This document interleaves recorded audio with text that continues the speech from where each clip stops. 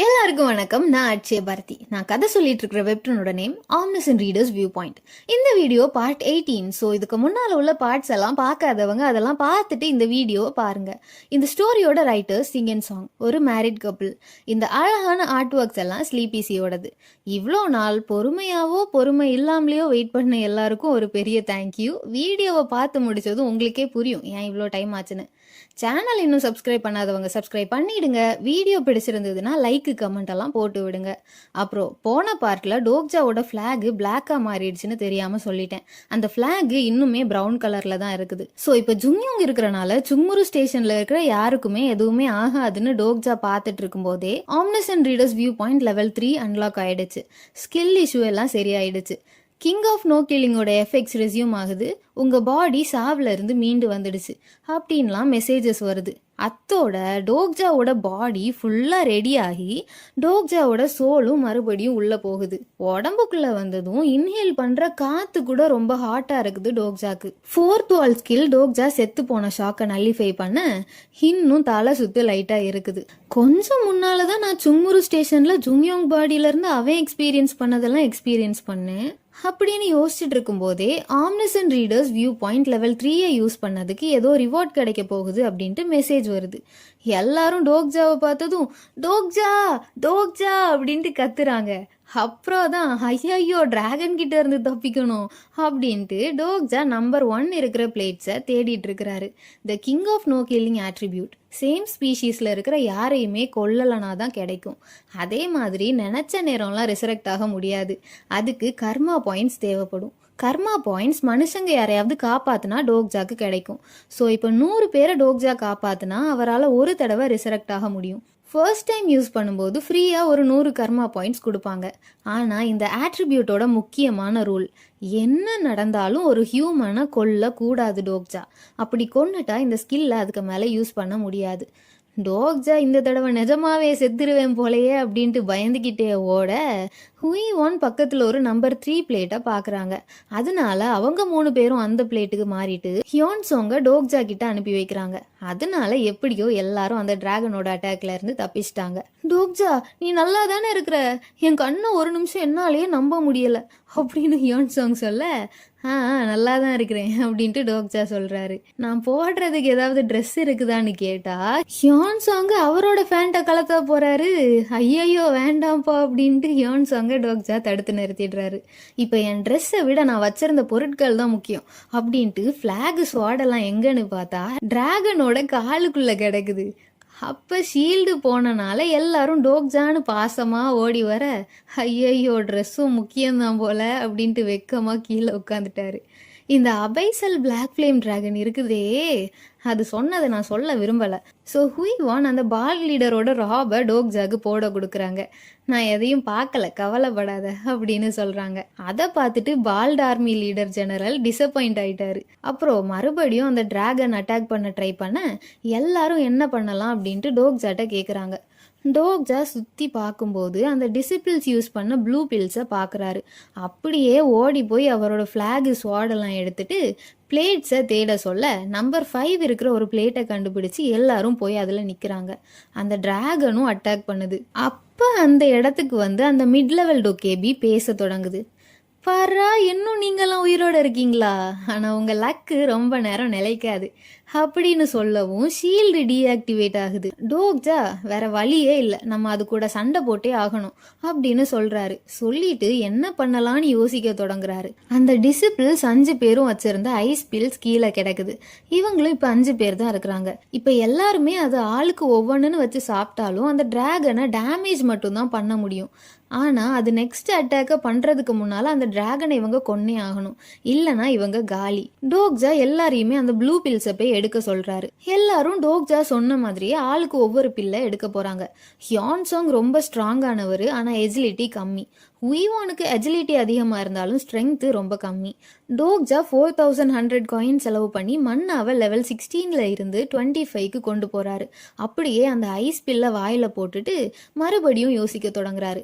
அதை சாப்பிட்டனால அவரோட எல்லா அட்டாக்ஸுக்குமே 40% ஐஸ் ப்ராப்பர்ட்டி டேமேஜ் ஆட் ஆகுது. ஆம்னசன் ரீடர்ஸ் வியூ பாயிண்ட்டை இந்த டிராகன் மேலே யூஸ் பண்ணா என்ன அப்படின்னு டோக்ஜா யோசிக்க, ஆம்னசன் ரீடர் ஸ்கில் ஆல்ரெடி யூஸில் தான் இருக்குது. நீங்கள் இப்போ omniscient reader's view point level 3யோட ரிவார்டை கலெக்ட் பண்ணலாம்.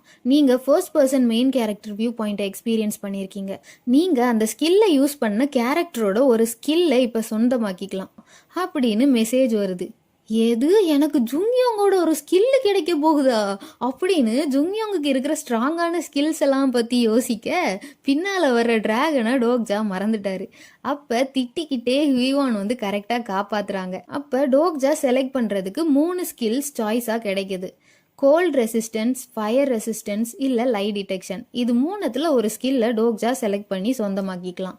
அதான் நான் பார்த்தேன், டைகர் கார்டாரா, ஸ்கை பிரேக்கர் மாதிரியான நல்ல ஸ்கில்ஸ்லாம் தரமாட்டீங்களே.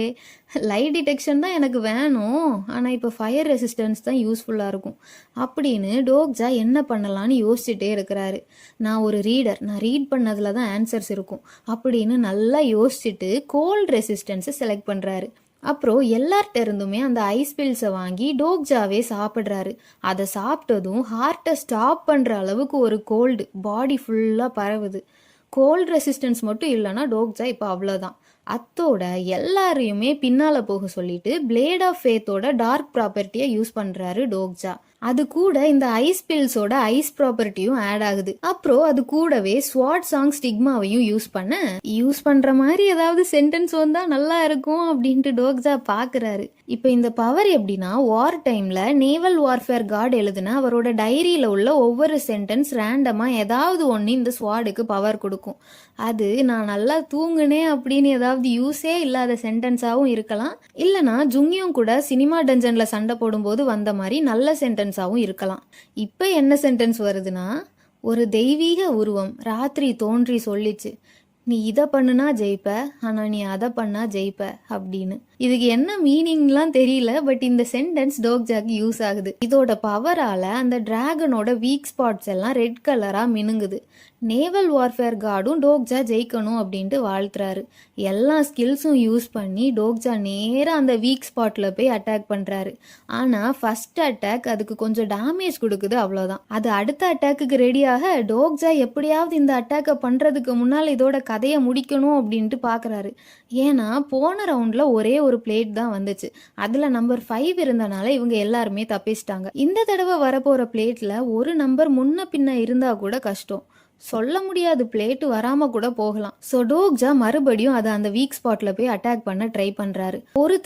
ஒரே ஒரு தடவை ஜுங்யோங் மாதிரி அந்த ஸ்வாடை யூஸ் பண்ண முடிஞ்சா இந்த அட்டாக்ல அந்த டிராகன் செத்துரும் அப்படின்னு டோக்ஜா ஜுங்யோங்கோட உடம்புல இருந்து எக்ஸ்பீரியன்ஸ் பண்ண எல்லாத்தையும் ஞாபகப்படுத்தி அட்டாக் பண்றாரு. அட்டாக் பண்ணிட்டு அது செத்துட்டான்னு திரும்பி பாக்குறாரு. அப்போ வாளை வச்சு அந்த டிராகன் ஒரு அடியை போட டோக்ஜாக்கு சரியா அடி விழுது. வாயில இருந்தெல்லாம் ரத்தம் வருது. அது மறுபடியும் அட்டாக் பண்ண ஆல்மோஸ்ட் ரெடி ஆயிடுச்சு. நான் மட்டும் மெயின் கேரக்டரா இருந்தா இது எனக்கு ரொம்ப ஈஸியா இருந்திருக்கும், ஆனா நான் வெறும் ஒரு ரீடர் தான் அப்படின்னு டோக்ஜாக்கு ஒரு நிமிஷம் உயிர் பொழைக்கிற நம்பிக்கையே போயிடுச்சு. அப்புறம் ரீடர்னா சும்மாவா அப்படின்ட்டு தனக்கு தானே சொல்லிட்டு அதோட வீக் ஸ்பாட் அந்த ஹார்ட் அதை எய்ம் பண்ணி கத்திய தூக்கி அடிக்கிறாரு டோக்ஜா. அதுவும் கரெக்டா போய் குத்தி அந்த டிராகன் சாகுது. நீங்க தான் மைனர் கேட்டோஸ்ட்ராஃப் லெசர் டிராகன் இக்னைரை ஃபர்ஸ்ட் டைம் கொண்டிருக்கீங்க அப்படின்னு மெசேஜ் வர டோக்ஜாக்கு சோல்ல உள்ள டொக்கேபீஸ் எல்லாம் ஜுங்யோங் மேல வந்து பிளாசிபிலிட்டி கம்ப்ளைண்ட்டை ரிவ்யூ பண்ற சீன் தான் ஞாபகத்துக்கு வருது. அந்த கம்ப்ளைண்ட்டை ஜப்பான்ல இருக்கிற ஒரு டொக்கேபி தான் பண்ணிச்சான். ஸோ இந்த மொத்த ஸ்டார் ஸ்ட்ரீமை பொறுத்தவரையிலையும் ப்ராபபிலிட்டி பிளாசிபிலிட்டின்னு 2 விஷயங்கள் உண்டு. ப்ராபபிலிட்டியை அப்புறம் பார்க்கலாம், இப்போதைக்கு பிளாசிபிலிட்டியை பற்றி மட்டும் சொல்கிறேன். அப்போ தான் ஜுங்யோங் மேலே ஏன் இந்த கம்ப்ளைண்ட் வந்துச்சுன்னு உங்களுக்கு புரியும். பிளாசிபிலிட்டினா, இப்போ நீங்கள் ஒரு மூவி பார்க்குறீங்கன்னு வச்சுக்கோங்க, அதில் ஒரு சாதாரண மனுஷன், அவன் ஒரு மெயின் கேரக்டராகவே இருக்கட்டுமே, எந்த சூப்பர் பவரும் இல்லை, நார்மல் ஹியூமன் பீயிங், வில்லன் கூட சண்டை போடும்போது ஒரு பெரிய கண்டெய்னர் ட்ரக்கை தூக்கி அடித்தான் அப்படின்னு சொன்னால் உங்களோட மைண்ட் வாய்ஸ் எப்படி இருக்கும்? இதெல்லாம் நம்புற மாதிரியா இருக்குது, மெயின் கேரக்டர்னாலும் சாதாரண மனுஷனால எப்படி அதை பண்ண முடியும் அப்படி தானே யோசிப்பீங்க. அதோட அந்த மூவி பார்க்குற மூடே போயிடும். அதுதான் பிளாசிபிலிட்டி. இப்போ ஒரு கேரக்டர் கஷ்டப்பட்டு உயிர் பொழைச்சு நிறைய செனாரியோஸ்லாம் பண்ணி காயின் சம்பாதிச்சு சப்போர்ட்டிங் கான்ஸ்லேஷன் கூட டீல் போட்டு ரொம்ப ஸ்ட்ராங் ஆகி அப்படி ஒரு கண்டெய்னர் ட்ரக்கை தூக்குனான்னா அது நியாயமா இருக்கும் அதானே. ஸோ அது பிளாசிபிலிட்டி ரூல்ஸை பிரேக் பண்ணாது. இதே எடுத்த உடனே ஒருத்தனுக்கு இந்த உலகத்தை பத்தி எல்லாம் தெரியும், நிறைய ஸ்கில்ஸ் இருக்குது, எதை பார்த்தும் பயப்படல, ஈஸியா ஸ்ட்ராங் ஆயிட்டான், சப்போர்ட்டிங் கான்ஸ்லேஷன் கூட இல்லை, ஆனா ஃபர்ஸ்ட் செனாரியோலே தனியால கண்டெய்னர் ட்ரக்கெல்லாம் தூக்குறான் அப்படின்னா அதை நம்ப முடியுமா? இல்லைல்ல. ஸோ இது பிளாசிபிலிட்டி ரூல்ஸை பிரேக் பண்ணும். பேசிக்கா நம்ப முடியாத ஒரு விஷயத்த பண்ணா அது அகெயின்ஸ்ட் பிளாசிபிலிட்டி ரூல்ஸை பிரேக் பண்ணவங்களுக்கு பனிஷ்மெண்ட்டும் கிடைக்கும். இந்த ரூல்ஸ் எல்லாம் பார்க்குற கான்ஸ்லேஷன்ஸுக்கு போர் அடிக்க கூடாது அப்படிங்கிறதுக்காக தான் செட் பண்ணியிருக்கிறாங்க. இன்னும் ரொம்ப சிம்பிளா சொல்லணும்னா, மீன் தண்ணிக்குள்ள மூச்சு விடுது அப்படின்னு சொன்னா யாருனாலும் நம்புவாங்க. ஸோ அது பிளாசிபிள். ஆனா அதே மீன் நிலத்துல மூச்சு விடுது அப்படின்னு சொன்னா அதை நம்ப முடியாது, அது நடக்கவும் கூடாது, அது நாட் பிளாசிபிள். அதனால நிலத்துல மூச்சு விட்டு அந்த மீனுக்கு ரூல்ஸை பிரேக் பண்ணதுக்கு பனிஷ்மெண்ட் கிடைக்கும். இப்போ ஜுங்யோங் மேல பிளாசிபிலிட்டி கம்ப்ளைண்ட் வந்ததுக்கான காரணம், ஃபர்ஸ்ட் கம்ப்ளைண்ட் பண்ண டொக்கேபிக்கு அவர் ஒரு ரிக்ரெசர்னு தெரிஞ்சிருக்க வாய்ப்பே இல்லை. ஸோ அவர் ஸ்டார்டிங்லேயே ஸ்ட்ராங்காக இருந்தனாலையும் ஆல்ரெடி சேம் லைஃப்பை வாழ்ந்தனால ஃபியூச்சர் அப்புறமா சினாரியோஸ் பற்றி நிறைய டீட்டெயில்ஸ் தெரிஞ்சனாலையும் ஐ ஆஃப் சேஜ் ஸ்கில் மூலமாக மற்ற கேரக்டர்ஸை பற்றி டொக்கேபி கிட்டேயே இல்லாத இன்ஃபர்மேஷன் எல்லாத்தையும் ஜுங்யோங் தெரிஞ்சுக்கிட்டதுனாலையும் ஈஸியாக எல்லா சினாரியோஸையும் ஸ்டார்டிங்ல இருந்தே பயப்படாமல் முடிச்சனாலையும் தான் இந்த கம்ப்ளைண்ட் வந்துச்சு. அப்போ அதை பெருசாக கண்டுக்காமல் விட்டுட்டாங்க அந்த ஸ்டோரியில். இப்போ டோக்ஜாக்கு ஏன் இந்த சீன் ஞாபகத்துக்கு வருதுன்னா, லாஜிக்கலி இவ்வளோ சீக்கிரமாக டிராகனை கொல்லுற ஸ்கில்ஸு ஸ்டாட்ஸு பவர்ஸ்லாம் யாருக்குமே இருந்திருக்க கூடாது. ஸோ டோக்ஜாவும் இப்போ அதே மாதிரி ஒரு சிச்சுவேஷனில் தான் மாட்ட போகிறாரு. ஸோ இப்போ டோக்ஜா பண்ணது லாஜிக்கலி இம்பாசிபிள் சில டொக்கேபிஸ் அண்ட் கான்ஸ்லேஷன்ஸை பொறுத்தவரை. நீங்கள் தான் ஃபர்ஸ்ட் டைம் 5th சினாரியோவை முடிக்க கான்ட்ரிபியூட் பண்ணியிருக்கீங்க. நீங்கள் சாத்தியமே இல்லாத ஒரு விஷயத்தை நடத்தி காமிச்சிருக்கீங்க. உங்கள் அச்சீவ்மெண்ட்டால் ரிவார்ட் கேல்குலேஷன் முடிய கொஞ்சம் டைம் ஆகும் அப்படின்னு மெசேஜஸ் வர டோக்ஜா அந்த டிராகனோட நியூக்ளியஸை கையில் எடுத்து வச்சுட்டு நிற்கிறாரு. டோக்ஜா நினைச்ச மாதிரியே இந்த ஈவெண்ட்டை பார்த்துட்டு இருந்த சில லோ லெவல் டொக்கேபிஸ் எல்லாம் டோக்ஜா மேல பிளாசிபிலிட்டி கம்ப்ளைண்ட் பண்ணியிருக்கிறாங்க. அப்போ ஹுய்வான் வந்துட்டு டோக்ஜாவை முதுகுலேயே ஒரு அடி. டோக்ஜா உனக்கு என்னதான் பிரச்சனை அப்படின்னு ஹுய்வான் கத்த, நீ இப்படி என்ன அடிச்சா நான் நிஜமாவே செத்துருவேன், எனக்கு ஸ்டாமினாவே இல்லை அப்படின்னு டோக்ஜா சொல்ல, எப்படியும் உயிரோட வந்துருவல அப்புறம் என்ன அப்படின்னு ஹுய்வான் சொல்ல, எப்பவும்லாம் வர முடியாது அப்படின்னு டோக்ஜா சொல்ல கான்ஸ்லேஷன்ஸ்ல இருந்து நிறைய மெசேஜஸ் வருது. சீக்ரெட்டிவ் பிளாட்டருக்கு டோக்ஜாவோட சீக்ரெட் பிளான்ஸ் எல்லாம் என்னன்னு தெரிஞ்சுக்கிறதுக்கு இன்ட்ரெஸ்டடா இருக்குது. Prisoner of the golden headband டோக்ஜாவோட ஃபைட்டிங் ஸ்பிரிட்டை பார்த்து கை தட்டுறாரு. டிமானிக் ஜட்ஜ் ஆஃப் ஃபயர் டோக்ஜாவோட துணிச்சலா பாராட்டுறாங்க. Constellations eyes waiting for Tuesday night டோக்ஜாவோட ஒல்லியான உடம்ப பார்த்து பரிதாபப்படுறாராமா. சில கான்ஸ்லேஷன்ஸ்லாம் டோக்ஜாவை ஹுய்வான் மறுபடியும் அடிக்கணும்னு ஆசைப்படுறாங்க. மொத்தத்துல நிறைய கான்ஸ்லேஷன்ஸ் இருந்த விஷயங்களை மட்டும் வச்சு ஸ்மார்ட்டா ஜெயிச்சதை பார்த்து இம்ப்ரெஸ் ஆயிட்டாங்க. மறுபடியும் இப்படிதான் நடக்க போகுதுன்னு உனக்கு தெரியுமா அப்படின்னு ஹுய்வான் எமோஷனலா கேட்க, எல்லாம்லாம் தெரியாது அப்படின்ட்டு டோக்ஜா வாயை திறக்க, நீ நிஜமாவே செத்துருப்படா அப்படின்ட்டு கடுப்பாகி மறுபடியும் அடிக்க தொடங்குறாங்க ஹுய்வான். டோக்ஜாக்கு கிஃப்டா மட்டுமே 20,000 காயின்ஸ் வந்திருக்குது. அப்ப மத்தவங்கெல்லாம் டோக்ஜா உனக்கு ஒன்னும் ஆகலையே அப்படின்ட்டு கேட்டுட்டாங்க. வர எல்லாம் சமாளிச்சுட்டு யூஸ் ஆகுற ஐட்டம்ஸ் எல்லாம் கலெக்ட் பண்ணிட்டே டோக்ஜா எப்படி இன்னும் உயிரோட இருக்கிறாருன்னு கிங் ஆஃப் நோ கில்லிங் ஸ்கில்ல பத்தி எக்ஸ்பிளைன் பண்றாரு. அதுக்கு ஹுய்வான், அப்ப நம்ம இனி கர்மா பாயிண்ட்ஸ் கலெக்ட் பண்ண நிறைய பேரை காப்பாத்தலாம், அப்புறம் மனுஷங்களை யாரையாவது கொன்னே ஆகணும் அப்படின்ட்டு இருந்துச்சுன்னா அதை நான் பார்த்துக்கிறேன் அப்படின்னு சொல்றாங்க.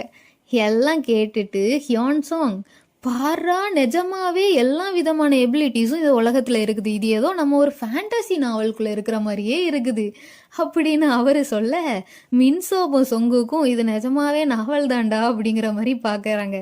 டோக்ஜா ஒன்னும் சொல்லாதுங்கடா அப்படிங்கிற மாதிரி முறைக்கிறாரு ரெண்டு பேரையும். அத்தோட ஏன் எங்களை திடீர்னு நல்லா ட்ரீட் பண்றீங்க அப்படின்னு சொங்கு கேட்க, டோக்ஜா நான் ஜுங்யோங் மாதிரி நடிக்கிறத நிறுத்திட்டேன், ஏதோ உன் போனை தா அப்படின்னு சொல்லிட்டு மிரட்டி போனை வாங்குறாரு. இனி ஜுங்யோங் மாதிரி பண்ண மாட்டேன்னு தானடா சொன்னேன் அப்படின்ட்டு அழுதுட்டே போனை கொடுக்குறான் சொங்குக்கு. இப்போ என்னன்னா, இந்த சினாரியோ ஐட்டம்ஸ் ஃபிளாகு ஸ்வாடு மாதிரியான விஷயத்தை தவிர மற்ற எல்லாமே அந்த டிராகனோட அட்டாக்கால எரிஞ்சு போச்சு. டோக்ஜாவோட ட்ரெஸ்ஸும் ஃபோனும் சேர்த்து தான். ஃபோனில் தான் டிடபிள்யூஎஸ்ஏவோட ஃபைல் வேற இருந்துச்சு. மறுபடியும் அந்த ஃபைலு கிடைக்குமோ என்னவோன்ட்டு ஃபோனை ஆன் பண்ணால் அந்த ஃபைல் ஆட்டோமேட்டிக்காக டவுன்லோட் ஆகுது. இவனுங்க கண்ணுக்கு தெரிஞ்சாலும் தெரியும், எதுக்கும் மறைச்சு வச்சே ரீட் பண்ணுவோம் அப்படின்ட்டு டோக்ஜா டிடபிள்யூஎஸ்ஏ ஓப்பன் பண்ண அந்த பீஹியோங் டோக்ஜாக்கு மட்டும் கேட்குற மாதிரி பேச தொடங்குது. உன்னால மேனேஜ்மெண்ட்ல இருந்து என்ன சும்மா சும்மா கூப்பிட்டுட்டே இருக்கிறாங்க அப்படின்னு அது சொல்ல என்ன ஆச்சுன்னு டோக்ஜா கேட்குறாரு. வேற என்ன, எல்லாரும் சரி கடுப்பாயிட்டாங்க. அப்படி என்ன ஸ்கில் தான் வச்சிருக்கிற, ஹையர் பொசிஷனில் இருக்கிறவங்களால கூட உன் இன்ஃபர்மேஷனை ஆக்சஸ் பண்ண முடியலை அப்படின்னு பீஹியோங் கேட்க, சரி என்னதான் முடிவு பண்ணாங்க, எனக்கு பெனால்ட்டி ஏதாவது போட்டாங்களா அப்படின்னு டோக்ஜா கேட்க, நான் நல்லா பேச தெரிஞ்சவனால உன்னை ஒன்றும் பண்ணாமல் அப்படியே விட்டுட்டாங்க. அது மட்டும் இல்லாமல் சொல்லிக்கிற அளவுக்கு உங்ககிட்ட ஸ்கில்ஸ் எல்லாம் இல்லை. அவங்கள பொறுத்த வரைக்கும் நீ பெரிய ஆள்லாம் இல்லை, அதனால அன்ஃபேர் அட்வான்டேஜ் இருக்கிற அளவுக்கு நீ ஸ்ட்ராங் இல்லைன்னு உன்னை கண்டுக்காமல் விட்டுட்டாங்க அப்படின்னு பீஹியோங் நடந்த விஷயங்கள் எல்லாத்தையும் சொல்லுது. உண்மையை சொல்லணும்னா டோக்ஜா இப்படியெல்லாம் எப்போவாச்சும் நடக்கும்னு தெரிஞ்சுதான் ஸ்கில்ஸ் எல்லாம் லெவல் ஏத்தாமலே வச்சிருக்கிறாரு. இருந்தாலும் நிறைய பேர் டோக்ஜாவை ஏதாவது பண்ணியே ஆகணும்ட்டு ஒத்த காலில் நிற்கிறாங்களாம். ஆனால் டொக்கேபி கிங்கே ஒன்றும் பண்ண வேண்டாம் அப்படின்ட்டு ஆர்டர் கொடுத்துட்டாராம். இதுக்கும் மேலே ஏதாவது தெரிஞ்சுக்கணும்னா அந்த மிட் லெவல் டொக்கேபிட்ட கேட்டுக்க அப்படின்னு சொல்லிட்டு நிறைய பேர் உன்னை கண்காணிச்சிட்டே இருக்கிறாங்க. அது மட்டும் இல்லாமல் இந்த மிட் லெவல் டொக்கேபி வேற உன்னை ஏதாவது பண்ணணும்னே சுற்றிட்டு இருக்கிறான். பார்த்து இருந்துக்க, பிளாசிபிலிட்டி ரிவ்யூலாம் டேக்ஸ் இன்வெஸ்டிகேஷன் மாதிரி கொஞ்ச நாளைக்கு உனக்கு நல்ல கஷ்டங்கள் இருக்கும் அப்படின்னு சொல்லிட்டு பீஹியோங் கிளம்பிடுச்சு. அப்போ அந்த மிட் லெவல் டொக்கேபி வந்து பேச தொடங்குது. சில இஷ்யூஸ்னால உங்கள் ரிவார்ட்லாம் வர லேட் ஆகிடுச்சு, அதுக்கு ரொம்ப சாரி அப்படின்னு சொல்லிட்டு இந்த சினாரியோவை கம்ப்ளீட் பண்ணதுக்கான ரிவார்ட்ஸை கொடுக்குது. டோக்ஜாக்கு ஹிடன் சினாரியோவை முடிச்சதுக்கு 3000 காயின்ஸ், டயர் 5 டிராகனை ஃபர்ஸ்ட் டைம் கொன்னதுக்கு 15,000 காயின்ஸ், அப்புறமா இம்யூன் தாரோட ப்ரொடெக்ஷன் சிம்பிளும் கிடைக்குது. அந்த சிம்பிளால் டோக்ஜாக்கு ஃபியூச்சரில் இம்யூன் தாரோட ஹெல்ப் கிடைக்கும். மற்றவங்களுக்கும் வெயிட்டாக ரிவார்ட்ஸ் கிடைச்சிருக்கும் போல, எல்லாரும் செம குஷியாக இருக்கிறாங்க. ஆனா அந்த சந்தோஷத்தை கெடுக்கிற மாதிரியே இந்த மிட் லெவல் டொக்கேபி பேச தொடங்குது. ஆனா உங்களோட ஹார்ட் ஒர்க்கால இப்ப நடந்துட்டு இருக்கிற சினாரியோல ஒரு பிரச்சனை வந்துடுச்சு. மேனேஜ்மெண்ட் இங்க இருக்கிற எல்லாருக்குமே சினாரியோ டிஃபிகல்ட்டியை விடவும் ஸ்கில்ஸ் அதிகமா இருக்குன்னு முடிவு பண்ணிட்டாங்க.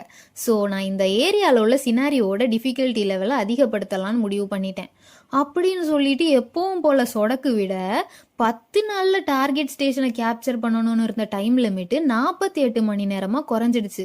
48 மணி நேரத்தில் சினாரியோவை முடிக்கலான்னா குரூப்பில் இருக்கிற எல்லாருமே செத்துருவாங்க. எல்லாம் முடிச்சுட்டு சும்முரு ஸ்டேஷனுக்கு வந்து பார்த்தா ஸ்டேஷனில் இருக்கிற நிறைய பேர் செத்து போய் கிடக்குறாங்க. ஸ்டேஷனே ரொம்ப டேமேஜ் ஆகி போய் இருக்குது. ஹுயிவான் இங்கே என்ன நடந்துச்சுன்னு கேட்க மின்சோப் எதையோ பார்த்து பயப்படுறான். என்னன்னு பார்த்தா அந்த டிசிபிள்ஸோட தலை எல்லாத்தையும் தனியாக கட் பண்ணி ரயில்வே ட்ராக்ல வரிசையாக அடுக்கி வச்சிருக்கிறாரு நம்ம ஜுங்யோங்கு. அதை பார்த்ததும் ஜுங்யோங் எங்கன்னு டோக்ஜா கேட்க இன்னும் ஒரு தலை உருண்டு வருது. என்னன்னு பார்த்தா அந்த டிசிபிளோட லீடரு ஓடி இருப்பான் போல, அவனை துரத்தி போய் தலையை கட் பண்ணி இங்க தூக்கி போட்டிருக்கிறாரு ஜுங்யோங்கு. இப்ப இவங்களை பத்தி தெரிஞ்சுக்கலாம்னு நினைச்சா கூட எல்லாரும் செத்துட்டாங்களே அப்படின்ட்டு டோக்ஜா பார்க்க, நீதான், உன்னாலதான் என் பிளான் எல்லாமே நாசமா போச்சு அப்படின்னு இப்ப தூக்கி போட்ட அந்த தலை பேசுது. அதை பார்த்ததும் எல்லாரும் பயப்படுறாங்க. சும்முரு ஸ்டேஷனுக்கு திரும்பி வரும்போது ரினவுன்சர்ஸ் எல்லாரும் எப்படி இவ்வளோ சீக்கிரம் ஒன்று சேர்ந்தீங்கன்னு டோக்ஜா கேட்டிருப்பாரு. அதுக்கு மின்சோப் யாரோ அவங்க எல்லாரையுமே ஒன்று சேர்த்தாங்க அப்படின்ட்டு சொல்லியிருப்பாரு. ஃபர்ஸ்ட் செனாரியோ முடிஞ்சதும் எல்லா ஸ்டேஷன்லையும் நான் தான் இந்த ஸ்டோரியை ஃபுல்லாக ரீட் பண்ண ஒரே ஆள் அப்படின்னு சொல்லி எல்லா ரினவுன்சர்ஸையும் ஒரே நேரத்தில் போய் இந்த டிசிபிள்ஸோட லீடர் மீட் பண்ணியிருக்கிறான். இப்போ என்ன மேட்டர்னா, ஃபர்ஸ்ட் செனாரியோ முடிஞ்சதும் சிட்டி ஃபுல்லாக பாய்சனாக இருந்துச்சு. ஸோ எல்லாரும் வேற வேற அண்டர் கிரவுண்ட் ஸ்டேஷன்ஸில் இருந்திருப்பாங்க. அதே மாதிரி அந்த ஸ்டேஷனில் உள்ள சினாரியோ, ஃபார் எக்ஸாம்பிள் அந்த க்ரீன் ஜோன் சினாரியோலாம் இருக்குதுல்ல, அதெல்லாம் முடிகிற வரைக்கும் ஸ்டேஷனை சுற்றி பேரியர்லாம் இருந்துச்சு. எல்லா ஸ்டேஷன்ஸுக்குமே அதே மாதிரி தான். ஸோ யாராலையுமே ஒரு ஸ்டேஷன்ல இருந்து இன்னொரு ஸ்டேஷனுக்கு போக முடியாது. ஸோ இவன் எப்படி பேரியரை தாண்டி ஒரே நேரத்தில் எல்லாரையும் மீட் பண்ணியிருப்பான்னு டோக்ஜாக்கு ஒரு டவுட் இருந்துச்சு ஆல்ரெடி. அப்புறம் இதை பேசிட்டே வர வழியில தான் சொங்கு கூட ஃபேண்ட்டை வாங்கி டோக்ஜா போட்டிருக்கிறாரு.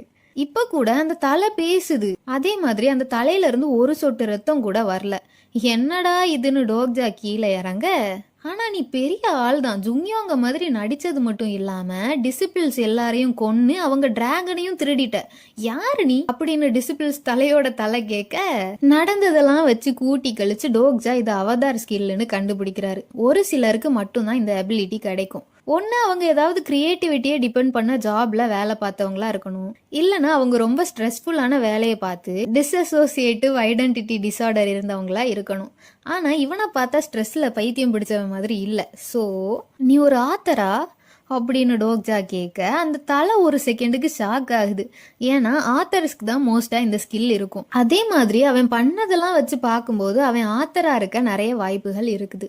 ஆத்தரா? ஓ, இந்த ரிவிலேஷன் எல்லாம் உருவாக்குனது நானான்னு கேக்குறியா? வெல், நீ சரி அதான் சொல்ற. நான் தான் இந்த ரிவிலேஷனை எழுதினேன் அப்படின்னு அந்த தலை சொல்ல, அதை கேட்டுட்டு டோக்ஜா ஷாக் ஆகி ஆம்னிசன் ரீடர்ஸ் வியூ பாயிண்ட்டை ஜுங்யோங் மேல யூஸ் பண்றாரு.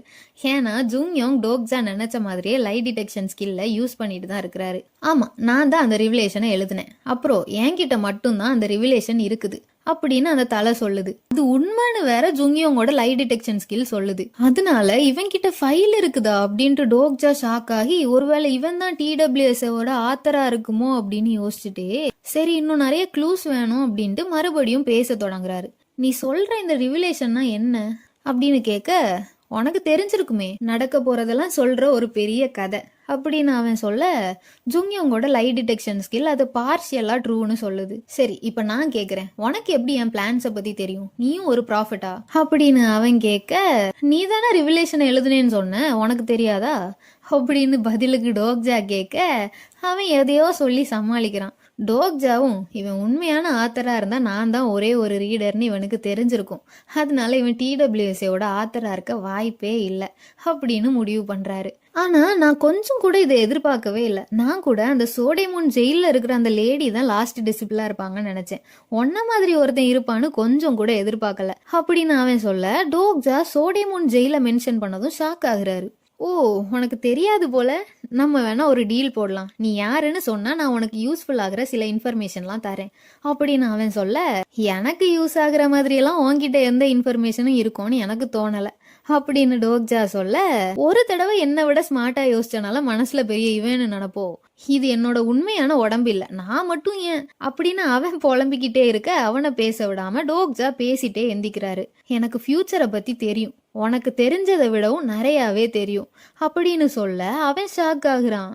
ஜுங்யோங்கோட லை டிடெக்ஷன் ஸ்கில்லும் டோக்ஜா சொல்றது உண்மைன்னு சொல்லுது. ஜுங்யோங் பார்த்துட்டே இருக்கிறனால டோக்ஜாவால ரொம்ப வாய் விடவும் முடியல. TWSஓட காப்பியெல்லாம் யாருமே பப்ளிஷ் பண்ணல, ஏன்னா அது அவ்வளோ ஃபேமஸாலாம் இல்லை. ஆனா ஏன் இவனுக்கு TWSஐ பத்தி இவ்வளோ தெரிஞ்சிருக்கு, அப்புறம் ஒரு ஃபைல் வேற இருக்குதுன்னா இவன் ஒரு பிளேஜரைஸ்ட் ஆத்தர். TWSஐ ஸ்டார்டிங்ல கொஞ்சம் ஃபேமஸாக தான் இருந்துச்சு.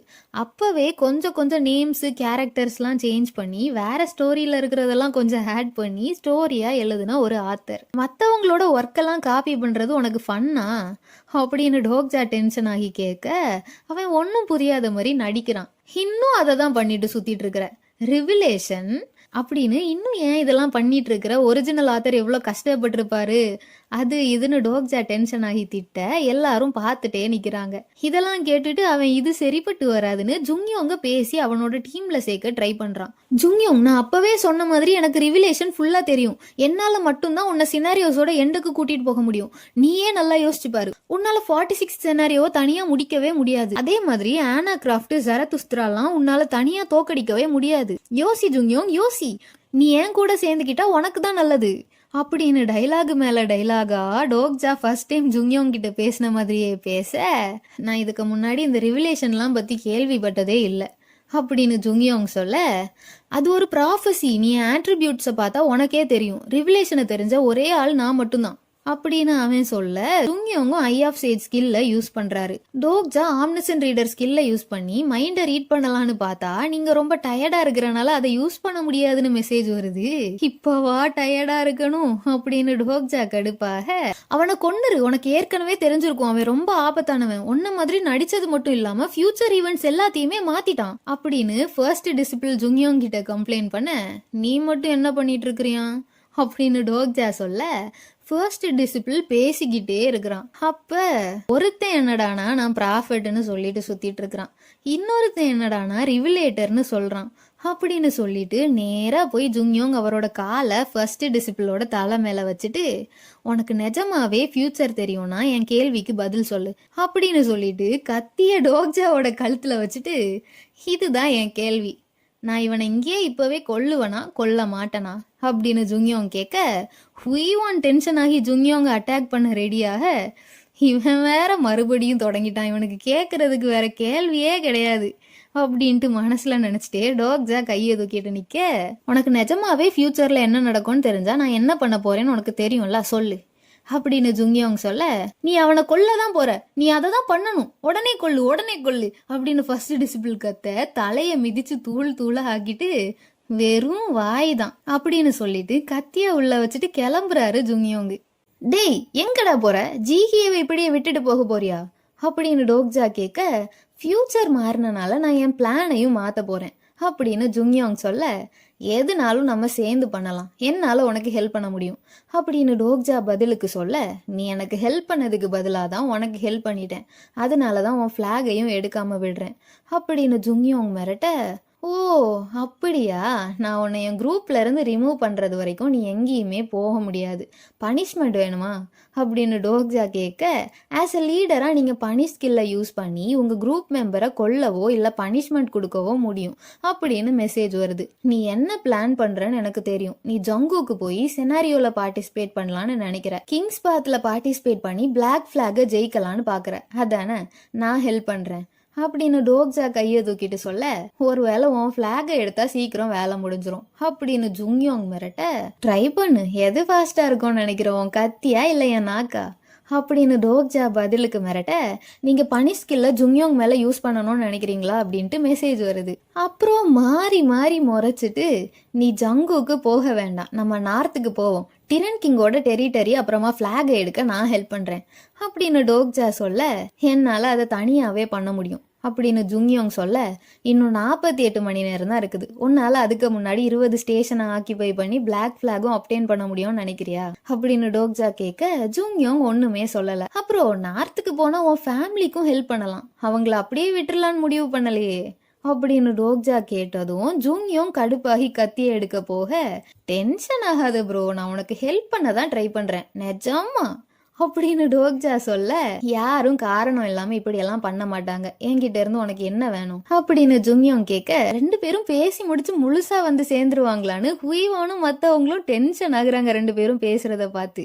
பெருசா ஒன்றும் இல்லை, இப்போ நீ ஒருத்தன் தலையை நசுக்குனல்ல, அவனோட ஆட்ரிபியூட் என்னலாம், எப்படியும் ஒன்று லாஸ்ட் ரினவுன்சராக தான் இருக்கும், இன்னொன்று என்ன அப்படின்னு டோக்ஜா கேட்டு தெரிஞ்சுக்கிறாரு. அந்த பேச்சுவார்த்தை முடிஞ்சதும் ஃபர்ஸ்ட் டிசிபிள் நிஜமாவே யாரு அப்படின்ட்டு மின்சோபும் சொங்குக்கும் முட்டி போட்டு நின்று கேட்க, டோக்ஜா இவங்க கிட்ட சொல்லலாமா வேண்டாமான்னு யோசிச்சுட்டு எஸ்எஸ் கிரேட் இன்ஃபினிட் ரிக்ரெசர் ஸ்டோரியோட ஆத்தர்னு சொல்றாரு. அவன் ஒரு கட்டம் வரைக்கும் TWSAவை காப்பி பண்ணி தான் அந்த ஸ்டோரியை எழுதியிருக்கானோ, அந்த காப்பி பண்ணி எழுதின நாவலோட ஃபைல் அவங்கிட்ட இப்ப இருக்குதுன்னு டோக்ஜா இவங்க கிட்ட சொல்றாரு. டோக்ஜா அந்த எஸ்எஸ் கிரேட் இன்ஃபினிட் ரிக்ரெசர் ஸ்டோரியை ட்ரெண்ட் ஆனனால ரீட் பண்ணி பார்த்திருப்பாரு. TWSAவை பார்த்து காப்பி பண்ணிருக்குதுன்னு கமெண்ட்லாம் போட்டு மற்ற ரீடர்ஸ் கிட்ட திட்டுலாம் வாங்கியிருப்பாரு. அப்படி அவன்கிட்ட இந்த ஃபைல் இருக்குதுன்னா அவனை தோக்கடிக்கிறது கஷ்டமாச்சேன்னு மின்சோப் சொல்ல, ஸ்டார்டிங்ல கொஞ்சம் எபிசோட்ஸ் தான் காப்பி பண்ணான்னு டோக்ஜா சொல்றாரு. டிரன் கிங்கை பத்தி அப்புறமா டோக்ஜா விசாரிக்கிறாரு. இந்த ரினவுன்சர்ஸ் எல்லாரும் ஜங்ஷன் ஸ்டேஷனை ஆக்கிபை பண்ண போனப்ப டிரன் கிங் கிட்ட மாட்டிக்கிட்டாங்களாம். இப்ப டிரன் கிங் அவங்கள அடைச்சு வச்சு அவங்க கிட்ட இருந்து ஃபியூச்சர் பத்தின இன்ஃபர்மேஷன்லாம் வாங்கிட்டு இருக்கிறாராம். 48 மணி நேரத்துல இந்த டிரன் கிங் கிட்ட சண்டை போட்டு ஜெயிக்க முடியாதுன்னு டோக்ஜா அந்த எஸ்எஸ் கிரேட் ரிக்ரெசர் ஸ்டோரி அப்புறம் இவங்களுக்கு ஞாபகம் இருக்கிற TWSA ஸ்டோரியை மிக்ஸ் பண்ணி சில ஐட்டம்ஸ் பத்தின இன்ஃபர்மேஷன்லாம் போட்டு நம்புற மாதிரி ரிவிலேஷனோட காப்பின்னு சொல்லி ரிலீஸ் பண்ணி ஒரு ட்ராப்பை செட் பண்றாரு. பில்டோவோட லேப்டாப்பை போய் வாங்கி அதுல இவங்க ஃபேக் ரிவிலேஷனை எழுத தொடங்குறாங்க. இப்ப டோக்ஜாவோட பிளான் என்னன்னா, TWSAவோட இன்ஃபர்மேஷனை யூஸ் பண்றது இந்த டிரன் கிங் அப்புறமா ஃபர்ஸ்ட் டிசிபிள். டிரன் கிங் தனக்கு மட்டும்தான் அந்த இன்ஃபர்மேஷன் வேணும்னு நினைக்கிற ஒருத்தன், ஃபர்ஸ்ட் டிசிபிள் இந்த உலகத்தை பத்தி இன்னும் நல்லா தெரிஞ்சுக்கணும்னு நினைக்கிற ஒருத்தன். இப்ப டோக்ஜா ஒரு பவர்ஃபுல் ஐட்டம் ஏதோ ஒரு இடத்துல இருக்குதுன்னு எழுதி ரிலீஸ் பண்ணா ஃபர்ஸ்ட் டிசிபிளும் டிரன் கிங்கும் அந்த ஐட்டம்காக சண்டை போட்டுப்பாங்க. 2 பேர்ல ஒருத்தர் காலியானா கூட டோக்ஜாக்கு லாபம் தான். டோக்ஜா அவருக்கு ஞாபகம் இருந்தது எல்லாம் சொல்ல சொல்ல மின்சோப் டைப் பண்றான். ஆனா டோக்ஜா ஹியான் சாங் ஜிஹிய மாதிரி பட்டவங்கலாம் அவங்க வெறும் ஒரு நாவல் கேரக்டர் தானே தெரிஞ்சா வருத்தப்படுவாங்களேன்னு சொல்ல, மின்சோப்பும் சொங்குக்கும் ஆல்ரெடி நிறைய பேர்கிட்ட இதை சொல்லி பார்த்துருக்காங்க. ஆனா எல்லாரும் அவங்க சும்மா விளையாட்டுக்கு சொல்றாங்கன்னு தான் நினைச்சிருக்கிறாங்க. அந்த ட்ரிக்கை யூஸ் பண்ணி தான் ஃபர்ஸ்ட் டிசிபிளும் யாரெல்லாம் ரினவுன்சர்ஸ்னு ஈஸியா கண்டுபிடிச்சானா. அப்பதான் நம்மளுக்கும் இந்த கேரக்டர்ஸ்க்கும் என்ன டிஃபரன்ஸ்ன்னு நீங்க நினைக்கிறீங்க? அப்படின்னு டோக்ஜா கேட்க, நம்மலாம் நிஜமான மனுஷங்க, அவங்கெல்லாம் ஒரு ஃபிக்ஷனல் நாவல்ல உள்ள கேரக்டர்ஸ் அப்படின்னு சொங்குக் சொல்ல, அப்படின்னா எப்ப நிஜ உலகம் முடிஞ்சு போச்சு, நாவல் எப்ப தொடங்கிச்சு அப்படின்னு டோக்ஜா கேட்க, ஃபர்ஸ்ட் செனாரியோ தொடங்கினதுல இருந்துன்னு நினைக்கிறேன் அப்படின்னு அவன் சொல்றான். டோக்ஜா அதை இன்னுமே டீப்பா யோசிக்கிறாரு. ஏன்னா இப்ப இவங்களுக்கும் கேரக்டர் ப்ரொஃபைல் வந்துடுச்சு. சங்கா அப்புறமா கில்யோங்குக்கு இன்னும் கேரக்டர் ப்ரொஃபைல் வரல. டைம் போக போக எல்லாருமே கேரக்டர்ஸா மாறிட்டா யாரு நிஜம், யாரு கேரக்டர்ஸ், எது ரியல் வேர்ல்டு, எது நாவல் வேர்ல்டு அப்படின்னு கில்யோங் அப்புறம் சங்காவை பார்த்துட்டே டோக்ஜா யோசிக்க, என்னாச்சு டோக்ஜா அப்படின்னு கில்யோங் கேக்குறான். டோக்ஜாவும் ஒன்னும் இல்லைன்னு சொல்ல, மின்சோப் எழுதி முடிச்சு டோக்ஜாட்ட காமிக்கிறான். சீரியல் நாவலெல்லாம் ரிலீஸ் பண்ணியிருந்தா இது தாக்கு பிடிக்காது, ஆனா இப்போதைக்கு இது போதும் அப்படின்னு டோக்ஜா கலாய்ச்சி விடுறாரு. இப்ப இதை எப்படி ஸ்ப்ரெட் பண்ண போறாங்கன்னா, இன்டர்நெட்ல டொங்குனை வச்சு, அப்புறம் இன்டர்நெட் இல்லாத டிரன் கிங் மாதிரி பட்டவங்களுக்கு இல்ஹுனை வச்சு. ஏன்னா அவன் தான் ரூமர் பரப்புறதுல பெரிய ஆளாச்சே. செனாரியோவை முடிக்க இன்னும் 42 மணி நேரம் தான் இருக்குது. டோக்ஜா எல்லாரையும் கூப்பிட்டு மீட்டிங் போடுறாரு. இன்னும் 40 மணி நேரத்துல ஜங்ஷன் ஸ்டேஷனை ஆக்கியபை பண்ணலன்னா குரூப்ல எல்லாரும் செத்துருவாங்கன்னு, டிரன் கிங் கூட சண்டை போட்டு ஜெயிக்கிறது அவ்வளோ ஈஸி இல்லைன்னு சொல்றாரு. டிரன் கிங் சோல்ல இருக்கிற 7 கிங்ஸ்ல ஒருத்தன். அவன் கிட்டதான் நார்த்ல இருக்கிற முக்காவாசி ஸ்டேஷன்ஸ் இருக்குது. அழகான பசங்க பொண்ணுங்களை பார்த்தா வேற எல்லாரையும் அவனோட பணியாட்களா வேற வச்சிருப்பானா. அசிங்கமா இருக்கிறவங்கள ஒன்னு கொன்னுருவானா, இல்லைன்னா அடிமையா வச்சுப்பானா. அதை கேட்டதும், டோக்ஜா நீ கண்டிப்பா அடிமையாதான் அவ, எனக்கு அவனுக்கு பணிப்பெண்ணா இருக்கலாம் ஆசை இல்லப்பா, அவனை கொன்னட்டா என்ன அப்படின்னு ஹுய்வான் சொல்லிட்டு இருக்க. அதுக்கு வாய்ப்பில்லை, அவனோட சப்போர்ட்டிங் கான்ஸ்டலேஷன் ரொம்ப ஸ்ட்ராங். நம்ம கிட்ட இப்ப 2 வழிகள் இருக்குது. ஒன்னு அவனோட பிளாகை எப்படியாவது எடுக்கணும், இல்லைன்னா அவனோட ஹெட் குவார்ட்டர்ஸ் டோபாங் ஸ்டேஷனை ஆக்கிபை பண்ணணும். ஆனா அதுக்கு முன்னாடி நம்ம குவங்வேமோனுக்கு போகணும் அப்படின்னு டோக்ஜா எக்ஸ்பிளைன் பண்ண, ஆனா நம்ம அவன் கூட சண்டை போட போறோம்னு நினைச்சேன் அப்படின்னு ஹுய்வான் கேட்க, அவங்களே நம்மளை தேடி வருவாங்க. நான் சில முக்கியமான இன்ஃபர்மேஷனை லீக் பண்ணியிருக்கிறேன். நம்ம கொஞ்ச நேரத்துக்கு அப்புறமா கிளம்பலாம், ஏன்னா என் பிளான் ஒர்க் ஆக கொஞ்சம் டைம் ஆகும் அப்படின்னு சொல்லி வாய மூடல டோக்ஜா. அதுக்கு முன்னாடி அந்த ஃபேக் ரிவிலேஷனை நிறைய பேர் வாங்கிட்டாங்க அப்படின்ட்டு மெசேஜ் மேல மெசேஜா வருது. ஃப்ரீயா கிடைச்சா நம்ப மாட்டாங்கன்னு காசு கொடுத்து வாங்குற மாதிரி தான் டோக்ஜா பண்ணியிருக்கிறாரு. டோக்ஜா நினைச்சதை விட எல்லாமே ஃபாஸ்டா நடக்குது. டொங்ஹூனும் டோக்ஜா சொன்ன மாதிரியே ஆக்ஷன் ஹவுஸ்ல ரிவிலேஷன் கிடைக்கும்னு ரூமர்ஸ் பரப்பி விட்டுட்டேன் அப்படின்ட்டு மெசேஜ் பண்றான். டொங்ஹூன் உங்களை நம்ப தொடங்கிட்டான் அப்படின்ட்டு டோக்ஜாக்கு மெசேஜும் வருது. டேய் உனக்கு ஏமாத்துக்காரேன்னு ஏதாவது ஆட்ரிபியூட் இருக்குதா என்ன அப்படின்னு அந்த பீஹியாங் டோக்ஜாக்கு மட்டும் கேட்குற மாதிரி பேச, கான்ஸ்லேஷன்ஸோட ரியாக்ஷன்லாம் எப்படி அப்படின்ட்டு டோக்ஜா கேட்க, அவங்கெல்லாம் ரொம்ப ஜாலியா இருக்காங்களாம். சில கான்ஸ்லேஷன்ஸ் அவங்க இன்கார்னேஷனுக்கு இந்த ஃபேக் ரிவிலேஷனை கிஃப்டாலாம் கொடுத்துருக்குறாங்களாம். ஆனா இந்த இன்ஃபர்மேஷன்லாம் பரப்புனா உனக்கு தானே கஷ்டமா இருக்கும் அப்படின்னு பீஹியம் கேட்க, அதெல்லாம் ஒன்றும் இல்லை, நான் சம்பாதிச்ச காயின்ஸை மட்டும் எனக்கு தா அப்படின்னு டோக்ஜா சொல்றாரு. இது வரைக்கும் revelation SS grade infinite regressor 16 copies வித்து போயிருக்குதான். அதனால டோக்ஜாக்கு 16,000 காயின்ஸ் கிடைச்சிருக்குது. சரி அப்ப நான் கொஞ்சம் ரெஸ்ட் எடுக்கிறேன் அப்படின்னு சொல்லிட்டு டோக்ஜா தூங்க போறாரு. என்னன்னு பார்த்தா omniscient readers view point level 3 use பண்றாரு. ஸோ ஆம்னிசன்ட் ரீடர்ஸ் வியூ பாயிண்ட்ல 3 லெவல்ஸ் இருக்குது. ஃபர்ஸ்ட் லெவல் கேரக்டர்ஸோட பேசிக் ஃபீலிங்ஸ், கோவம், சோகம், அந்த மாதிரி இன்ஃபர்மேஷன், அப்புறமா ஆசைகள், நெக்ஸ்ட் மூவை காமிக்கும். செகண்ட் லெவல் டோக்ஜாவை கேரக்டர்ஸோட மைண்டை ரீட் பண்ண விடும். தேர்ட் லெவல் கேரக்டர்ஸோட பாடிக்குள்ள போய் அவங்க எக்ஸ்பீரியன்ஸ் பண்ற எல்லாத்தையுமே எக்ஸ்பீரியன்ஸ் பண்ண விடும். ஃபர்ஸ்ட் இல்ஹூன் உடம்புக்குள்ள போறாரு.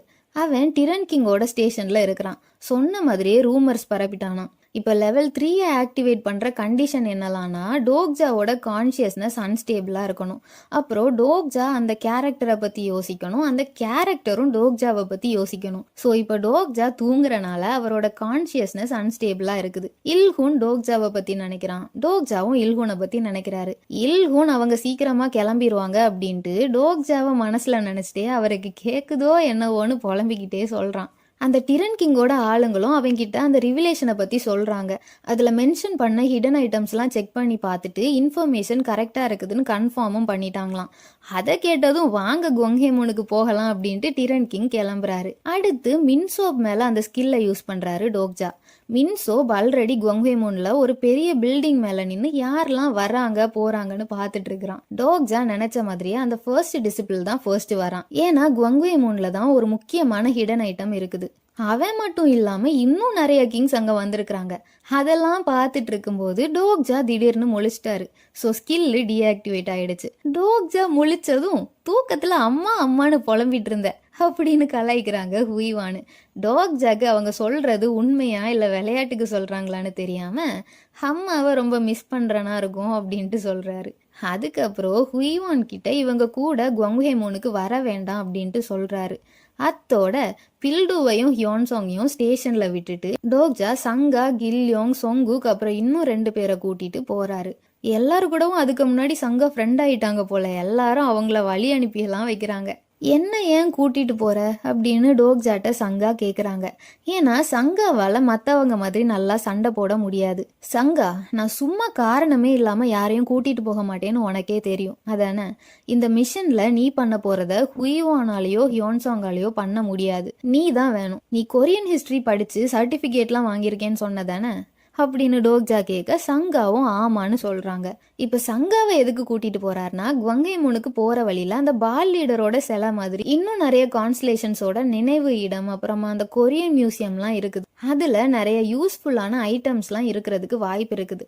அதனாலதான் ஹிஸ்டரி நல்லா தெரிஞ்ச சங்காவை கூட்டிட்டு போறாரு டோக்ஜா. இப்ப டோக்ஜாவோட பிளான் படி ஜுங்ஹியோங் அப்புறமா ஜீஹியவை தவிர மத்த எல்லாருமே 3 டீம்ஸா பிரிஞ்சிருக்கிறாங்க. அவங்க 2 பேரும் டோக்ஜா சொல்றதை கேட்க மாட்டாங்க. அதனால அவங்கள இன்வால்வ் பண்ணல. ஹியோன்சாங் அப்புறமா பில்டு ஸ்டேஷனை பாத்துக்கணும். ஹுயிவான் மட்டும் வேற எங்கேயோ தனியா போயிருக்கிறாங்க. அப்புறமா இவங்க எல்லாரும் குவங்ஹேமோனுக்கு போறாங்க. இவங்க இப்போ முடிஞ்ச அளவுக்கு நிறைய ஐட்டம்ஸை கண்டுபிடிக்கணும். ஏன்னா ஃபர்ஸ்ட் டிஸ்பிள் கிட்டையும் சரி, டிரன் கிங் கிட்டையும் சரி நிறைய ஆட்கள் இருக்கிறாங்க. So first half of the சினாரியோக்கு இவங்க முடிஞ்ச அளவுக்கு ஐட்டம்ஸ்லாம் கண்டுபிடிச்சாதான் அவங்க கூடலாம் சண்டை போட முடியும். சங்காவும் நல்லா யோசிச்சு ஒரு சைனீஸ் கான்ஸ்டலேஷனோட நினைவு இடத்தை காட்டி கொடுக்குறாங்க. அங்க போய் அந்த கான்ஸ்டலேஷன்ஸுக்கு இவங்கெல்லாம் மரியாதை செலுத்த அதை சென்ஸ் பண்ண அந்த கான்ஸ்டலேஷனும் அங்க வருது. இவங்க மரியாதை செலுத்தினதை பார்த்து சந்தோஷப்பட்ட லார்ட் ஆஃப் பியூட்டிஃபுல் பியர்ட் அப்படிங்கிற கான்ஸ்டலேஷன் எல்லாருக்கும் ஒரு நாள் ஃபுல்லா ஸ்ட்ரென்த்தும் ஸ்டாமினாவும் +5 இன்க்ரீஸ் ஆகுற மாதிரி வரம் கொடுக்கறாரு. அப்ப கில்லியோங் கிட்ட அவன் பூச்சி ஃப்ரெண்ட் ஏதோ வந்து சொல்ல அவனும் டோக்ஜாவை அலர்ட் பண்றான். என்னன்னு பார்த்தா யாரோ நிறைய பேர் படையெடுத்து வர்றாங்க. எல்லாரும் ட்ரெடிஷ்னல் கொரியன் ட்ரெஸ் வேற போட்டிருக்கிறாங்க. கிட்ட வந்ததும் யார் அது எங்கள் ராஜாவின் வழியில் நிற்பது அப்படின்னு சொல்லிட்டு அட்டாக் பண்ண ரெடியாக, ஃபர்ஸ்ட் நீ யாருன்னு சொல்லு அப்படின்னு டோக்ஜா சொல்றாரு. ஓ, பிரவுன் பிளாக், நீயும் ஒரு ராஜாவா அப்படின்னு ஒரு பொண்ணு கேக்குறாங்க. பார்த்தா சொங்குக்கு அது யாருன்னு தெரியுது. அவங்க மின்ஜி ஒன்னு ஏதோ ஒரு ஆக்ட்ரஸாம். அவன் அந்த ஆக்ட்ரஸை பார்த்து வழிய டோக்ஜா இவன்லாம் ஒரு ஹிப்னாட்டிஸ்ட் அப்படின்னு சொல்லிட்டு டிஸ்பிலீவில் அந்த இலூசரி பிரிசன்லாம் உடைக்க யூஸ் பண்ண ஸ்கில்லை யூஸ் பண்ணி மண்டையில ஒரு தட்டு தட்டுறாரு. இவங்க மின்ஜி ஒன் ஒரு ஆக்ட்ரஸ். இவங்க சோலோட 7 கிங்ஸ்ல ஒருத்தங்க, கிங் ஆஃப் பியூட்டி, அழகின் ராஜா. அவங்க பொண்ணுனாலும் இந்த செனாரியோ படி எல்லாரும் ராஜா தான். சொங்குக்கு அவங்கள தெரிஞ்சதை பார்த்ததும் டோக்ஜா மின்ஜி ஒன் ரியல் வேர்ல்ட்ல உள்ளவங்கன்னு நினைச்சிட்டு கேரக்டர் ப்ரொஃபைல ஓபன் பண்ணி பாக்குறாரு. கேரக்டர் ப்ரொஃபைல் பேரு மின்ஜி ஒன், வயசு 26, supporting constellation lady of the sleeping prosite, personal attribute actor rare, king of beauty heroic, personal skill weapons proficiency level 5, military command level 2, skin correction level 1, 1000 faces level 3, acting level 2, stigma, divine charm level 4, தெய்வீக வசீகரம், ஒருத்தர மயக்கிற stigma. இதை தான் சொங்குக் மேல use பண்ணாங்க போல. Unique heroine level 3. Overall stats, stamina level 18, strength level 18, agility level 21, mana level 23. Overall evaluation, இவங்களோட supporting கான்ஸ்டலேஷனுக்கு இவங்க ஒரு பெர்ஃபெக்ட் மேட்ச். இவங்க சப்போர்ட்டிங் கான்ஸ்டலேஷனால இவங்களோட அழகு இன்னும் அதிகமா இருக்கும். இவங்க அழகா இருக்கிற வரைக்கும் இவங்களோட ஆர்மி இவங்களுக்கு விசுவாசமா இருப்பாங்க. அதெல்லாம் ரீட் பண்ணி பார்த்தா இவங்க TWSL உள்ள ஒரு கேரக்டர் தான். அப்புறம் எப்படி இந்த சங்குக்கு இவங்க ஒரு ஃபேமஸான ஆக்ட்ரஸ்ன்னு தெரியுது அப்படின்னு யோசிச்சுட்டே டோக்ஜா பேச தொடங்குறாரு. உங்களை சந்திச்சதுல சந்தோஷம் மிஸ் மின் அப்படின்னு சொல்ல, ஓ நீயும் என் ரசிகனா அப்படின்னு ஜீவோன் கேட்க, இல்லைன்னு டோக்ஜா சொல்றாரு. டோக்ஜாவை பொறுத்த வரைக்கும் அவங்க அழகா தான் இருக்கிறாங்களாம், பட் அது டோக்ஜாவோட ஸ்டைல் இல்லையா. சங்காவே அவங்க அளவுக்கு அழகா இருக்கிறாங்களாம். இங்க நோட் பண்ண வேண்டிய விஷயம் என்னன்னா, ஜீவோன் அவங்க சப்போர்ட்டிங் கான்ஸ்டலேஷனால யாருனாலும் பார்த்த உடனே மயங்குற அளவுக்கு அழகா இருக்கிறாங்க. ஃபேன் இல்லைனாலும் சொங்டுங்குவோட கிங்க தெரியாம இருக்குமா? நீங்க உங்க கான்ஸ்டலேஷன் கூட ரொம்ப கனெக்ட் ஆகி இருக்கீங்க போல. சில்லாவோட லாஸ்ட் குயின் முன்னால நிக்கிறத நினைச்சு ரொம்ப பெருமைப்படுறேன்னு அவங்க கிட்ட சொல்லுங்க. அப்படின்னு டோக்ஜா சொல்ல அந்த கான்ஸ்டலேஷன் ஷாக் ஆகுறாங்க. So lady of the sleeping prosite தான் ராணி ஜின்சாங். சில்லான்னு ஒரு இடம் பிரியறதுக்கு முன்னாடி அவங்க தான் கடைசி ராணியா இருந்தாங்களாம். இந்த ஜீவோன் மாதிரி டிடபிள்யூஎஸ்ஏல சில கேரக்டர்ஸ் உண்டு. அவங்க சப்போர்ட்டிங் கான்ஸ்டலேஷன் கூட ரொம்ப ஒன்றிணைஞ்சு இருப்பாங்க. அவங்கள மாதிரி ட்ரெஸ் பண்றது, பேசுறது, என் கான்ஸ்டலேஷன்ஸோட நிறைவேறாத ஆசைகளை கூட மனுஷங்க மேல திணிப்பாங்களாம். எதுக்கு ஷாக் ஆயிட்டு? நீங்க இங்க சில்லாவோட ஆசையை நிறைவேற்ற தானே வந்திருக்கீங்க அப்படின்னு டோக்ஜா கேட்க உடனே அவருக்கு ஒரு பவுண்டி சினாரியோ வருது. ஆக்சுவலி இந்த சில்லா வந்து 3 டிஸ்ட்ரிக்டா இப்ப பிரிஞ்சிருக்குது. ஸோ டிடபிள்யூஎஸ்ஏ படி இந்நேரம் அந்த 3 டிஸ்ட்ரிக்ட்ஸும் மாறி மாறி சண்டை போட்டுட்டு இருப்பாங்க. அதுல ஒண்ணு இந்த கிங் ஆஃப் பியூட்டியோட பிளேஸ். ஏன்ஷியன் ஹிஸ்டரியில நடந்த மாதிரியே இப்ப மறுபடியும் நடக்குது. இப்போ இந்த பவுண்டி சினாரியோ என்னன்னு பார்த்தா, ஜீவோனோட சப்போர்ட்டிங் கான்ஸ்டலேஷனுக்கு ஜீவோனை அந்த 3 டிஸ்ட்ரிக்டோட ட்ரூ கிங்கா ஆக்கணுமா. அதனால டோக்ஜா அவங்களுக்கு இந்த போர்ல ஜெயிக்க ஹெல்ப் பண்ணணுமா. டைம் லிமிட் 38 மணி நேரம். ரிவார்டு வெறும் 2000 காயின்ஸ். ஸோ இப்போ என்ன மேட்டர்னா, 3 டிஸ்ட்ரிக்ட் சண்டை போட்டுட்டு இருக்கிறாங்கன்னு சொன்னேன்ல, அது 3ம் சேர்ந்து தான் யுனைடெட் சில்லா இல்ல சில்லான்னு ஒரு ராஜ்யமா இருந்துச்சு. அந்த கான்ஸ்டலேஷன் உயிரோட இருக்கும்போது அந்த 3 டிஸ்ட்ரிக்டையும் சேர்க்க முடியலன்னு இப்ப ஜீவோன் உடம்புல இருந்து அந்த ஆசையை நிறைவேற்றுறதுக்கு நினைக்கிறாங்க. ஜீவோனும் என் சைடுக்கு வந்தா உனக்கு அது கிடைக்கும் இது கிடைக்கும் அப்படின்னு சொல்ல டோக்ஜா எதையுமே கண்டுக்காம முடியாது அப்படின்னு சொல்லிட்டு கிளம்புறாரு. ஆனா அவங்க விடாம 2000 காயின்ஸோட மதிப்பு உனக்கு தெரியுமா, நீ தான் நியாயப்படி என் கூட சேர்றதுக்கு 2000 காயின்ஸ் தரணும், அது இதுன்னு சொல்ல சங்கா பெர்மிஷன் கேட்டுட்டு பேச தொடங்குறாங்க. உங்க கிங்டம் தானே 3 கிங்டம்ஸ்லயுமே வீக், அப்போ உங்களுக்கு தானே டிஸ்அட்வான்டேஜ் அப்படின்னு சொல்ல அவங்க உனக்கு ஹிஸ்டரிய பத்தி என்ன தெரியும் அப்படின்னு கத்துறாங்க. டோக்ஜாவும் அவளுக்கு தான் ஹிஸ்டரியை பத்தி ஒழுங்கா தெரியல, வா சங்கா நம்ம கிளம்புவோம் அப்படின்னு சொல்லிட்டு கிளம்புறாரு. அப்பவும் விடாம 3000 காயின்ஸ் தர்றேன் அப்படின்னு சொல்ல அதை பார்த்து சீக்ரெட்டிவ் பிளாட்டர் நக்கல் பண்ணிட்டு 3000 காயின்ஸ் டோக்ஜாக்கு கிஃப்டா கொடுக்குது. 3500 இல்ல 3600 3700 காயின்ஸ் தரேன் அப்படின்னு ஏதோ தாராள வள்ளல் மாதிரி பேச டோக்ஜா கடுப்பாகி 10,000 காயின்ஸ் இல்ல 20,000 காயின்ஸ் தந்து நான் வேணா உன்னையும் உன் குரூப்பையும் வாங்கிக்கிறேன் அப்படின்னு டோக்ஜா சொல்ல அவங்க வாயடைச்சு போறாங்க. அத்தோட இவங்க கிளம்பிட்டாங்க. சங்கா அவங்க ரொம்ப ஃபேமஸான ஆக்ட்ரஸா, எனக்கு மட்டும்தான் அவங்கள தெரியலையா அப்படின்னு கேட்க கில்லியோங்க அவங்கள எனக்கு தெரியாது அப்படின்னு சொல்றான். புக்ல அவங்க ஃபேமஸான ஆக்ட்ரஸ் தான், ஆனா இந்த சொங்கோக்கு தான் எப்படி தெரியும்னு கேட்க அவங்க ஒரு ஃபேமஸான ஆக்ட்ரஸ் இரு, எனக்கு எப்படி அவங்கள தெரியும், இல்ல இல்ல எனக்கு அவங்கள எப்பவுமே தெரியும் தெரியுமா அப்படின்ட்டு அவனே கன்ஃபியூஸ் ஆகுறான். என்னன்னு கேரக்டர் ப்ரொஃபைல ஓபன் பண்ணி பார்த்தா அவனோட 5th ரெனவுன்சர் ஆட்ரிபியூட் காணாம போயிடுச்சு. அவன் டிடபிள்யூஎஸ்ஏல ரீட் பண்ணதை தாண்டி இந்த சினாரியோஸ்லாம் ப்ரோக்ரஸ் ஆனனால இவன் ஒரு கேரக்டர் ஆகிட்டான். இதை டோக்ஜா யோசிச்சுட்டு இருக்கும் போதே கேரக்டர் மின்ஜியோன்னு உங்க மேல லைட்டா அட்ராக்ட் ஆயிட்டாங்கன்னு மெசேஜ் வருது. டோக்ஜாவும் உடனே ஷாக் ஆகி திரும்பி பாக்குறாரு. ஆனா அவங்க ஏதோ கடுப்புல இருக்கிற மாதிரி தான் இருக்குது. டிடபிள்யூஎஸ்ஏல ஜுங்யோங் 11th ரிக்ரெஷன்ல கிங் ஆஃப் பியூட்டியை மீட் பண்ணும்போது அவங்க காலரை பிடிச்சு சுத்தமா மரியாதையே இல்லாம பேசியிருப்பாரு. அந்த ரிக்ரெஷன் ஃபுல்லா என்கிட்ட இவ்வளோ முரட்டுத்தனமா யாருமே நடந்துக்கிட்டது இல்ல அப்படின்னு சொல்லி ஜுங்யோங்க பிடிச்சு போய் பின்னாலேயே சுத்துவாங்க. டோக்ஜா எல்லாத்தையும் யோசிச்சுட்டு இல்ல இல்ல இல்ல இல்ல அப்படியெல்லாம் இருக்காது, நான் அப்படி எதுவுமே பண்ணல அப்படின்னு நினைச்சிட்டு கிளம்புறாரு. ஜீவோன் வேற வெக்கத்துல இவங்க கண்ணெல்லாம் செவந்து போய் டோக்ஜாவை பார்த்துட்டு இருக்கிறாங்க. National palace museum of Korea என்ட்ரன்ஸுக்கு வந்ததும் அவனோட ஹார்ட் பீட் ஃபாஸ்ட் ஆயிடுச்சு. இங்க இருக்கிற ஆல்மோஸ்ட் எல்லா பொருட்களுமே வேஸ்ட் தான், ஆனா ஒண்ணு மட்டும் உண்மையான புதையல். போர் இன் டீமன் டிகேபிடேட்டர் குவங்ஹே மூனோட ரொம்ப வேல்யூபிளான SSSS கிரேட் ஐட்டம் இங்க தான் மறைச்சு வைக்கப்பட்டிருக்குது. இதுதான் இவங்க ரிலீஸ் பண்ண ஃபேக் ரிவிலேஷன்ல எழுதப்பட்டிருக்குது. அத டோக்ஜா ரீட் பண்ண அது உண்மைனா எல்லாருக்கும் முன்னால நம்ம தானே உள்ள போனோம் அப்படின்னு கில்லியோங் கேட்க இப்பவே போக வேண்டாம் அப்படின்னு டோக்ஜா சொல்றாரு. நிஜமாவே SSSS கிரேட் ஐட்டம்னு ஒண்ணுமே கிடையாது. இருந்தாலும் 4 இன் டீமன் டிகேபிடேட்டர் ரொம்ப யூஸ்ஃபுல்லான ஸ்வாட் தான். ஜுங்யோங் கூட 3rd ரிக்ரெஷன்ல அதை யூஸ் பண்ணிருப்பாரு. சோ இப்போ இந்த ஃபேக் ரிவிலேஷனை ரீட் பண்ண எல்லாருமே அந்த ஸ்வாடை எடுக்க பார்ப்பாங்க. அவங்க அதெல்லாம் தேடும் போது டோக்ஜாவோட டீம் வேற யூஸ் ஆகிற பொருட்கள் எல்லாத்தையுமே மியூசியம்ல இருந்து எடுப்பாங்க.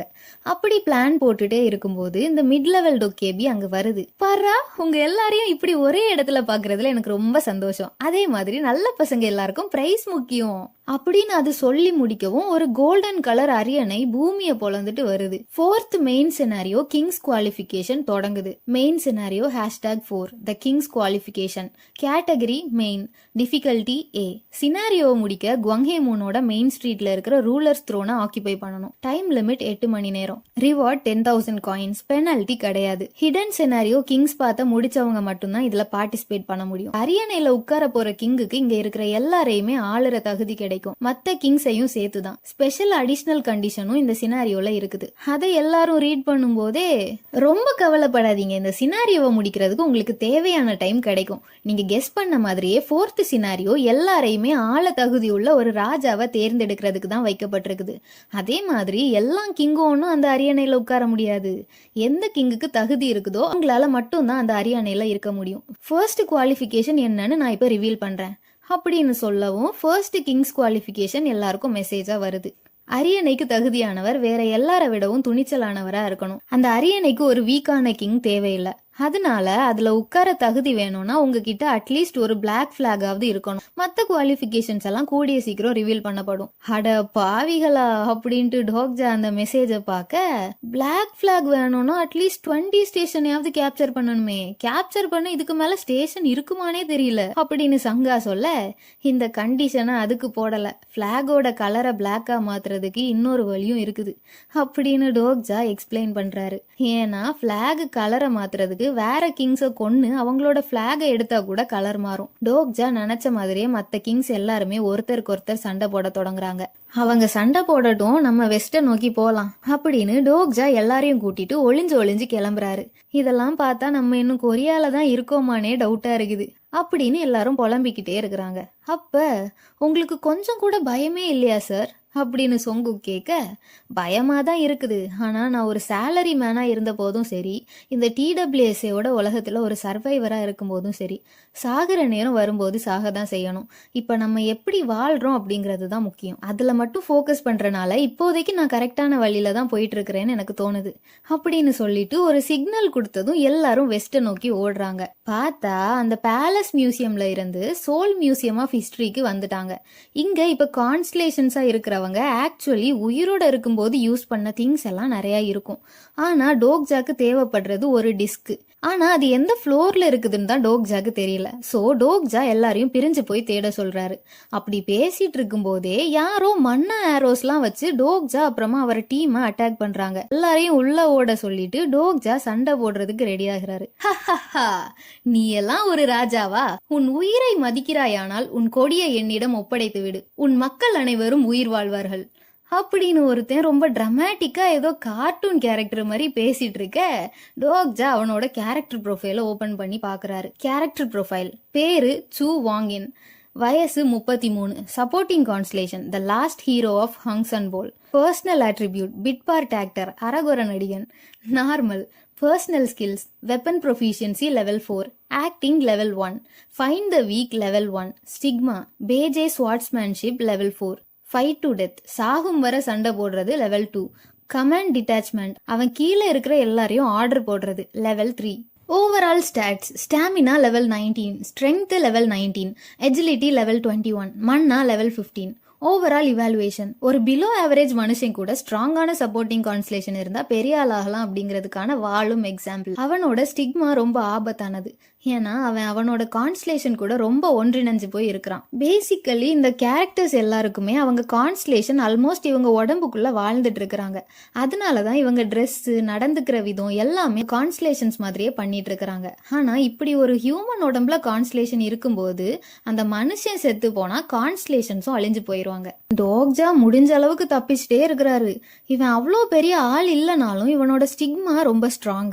டோக்ஜா காயின்ஸ் எல்லாத்தையுமே இந்த சினாரியோட லாஸ்ட் ஃபேஸுக்காக சேர்த்து வச்சுட்டு இருக்கிறாரு.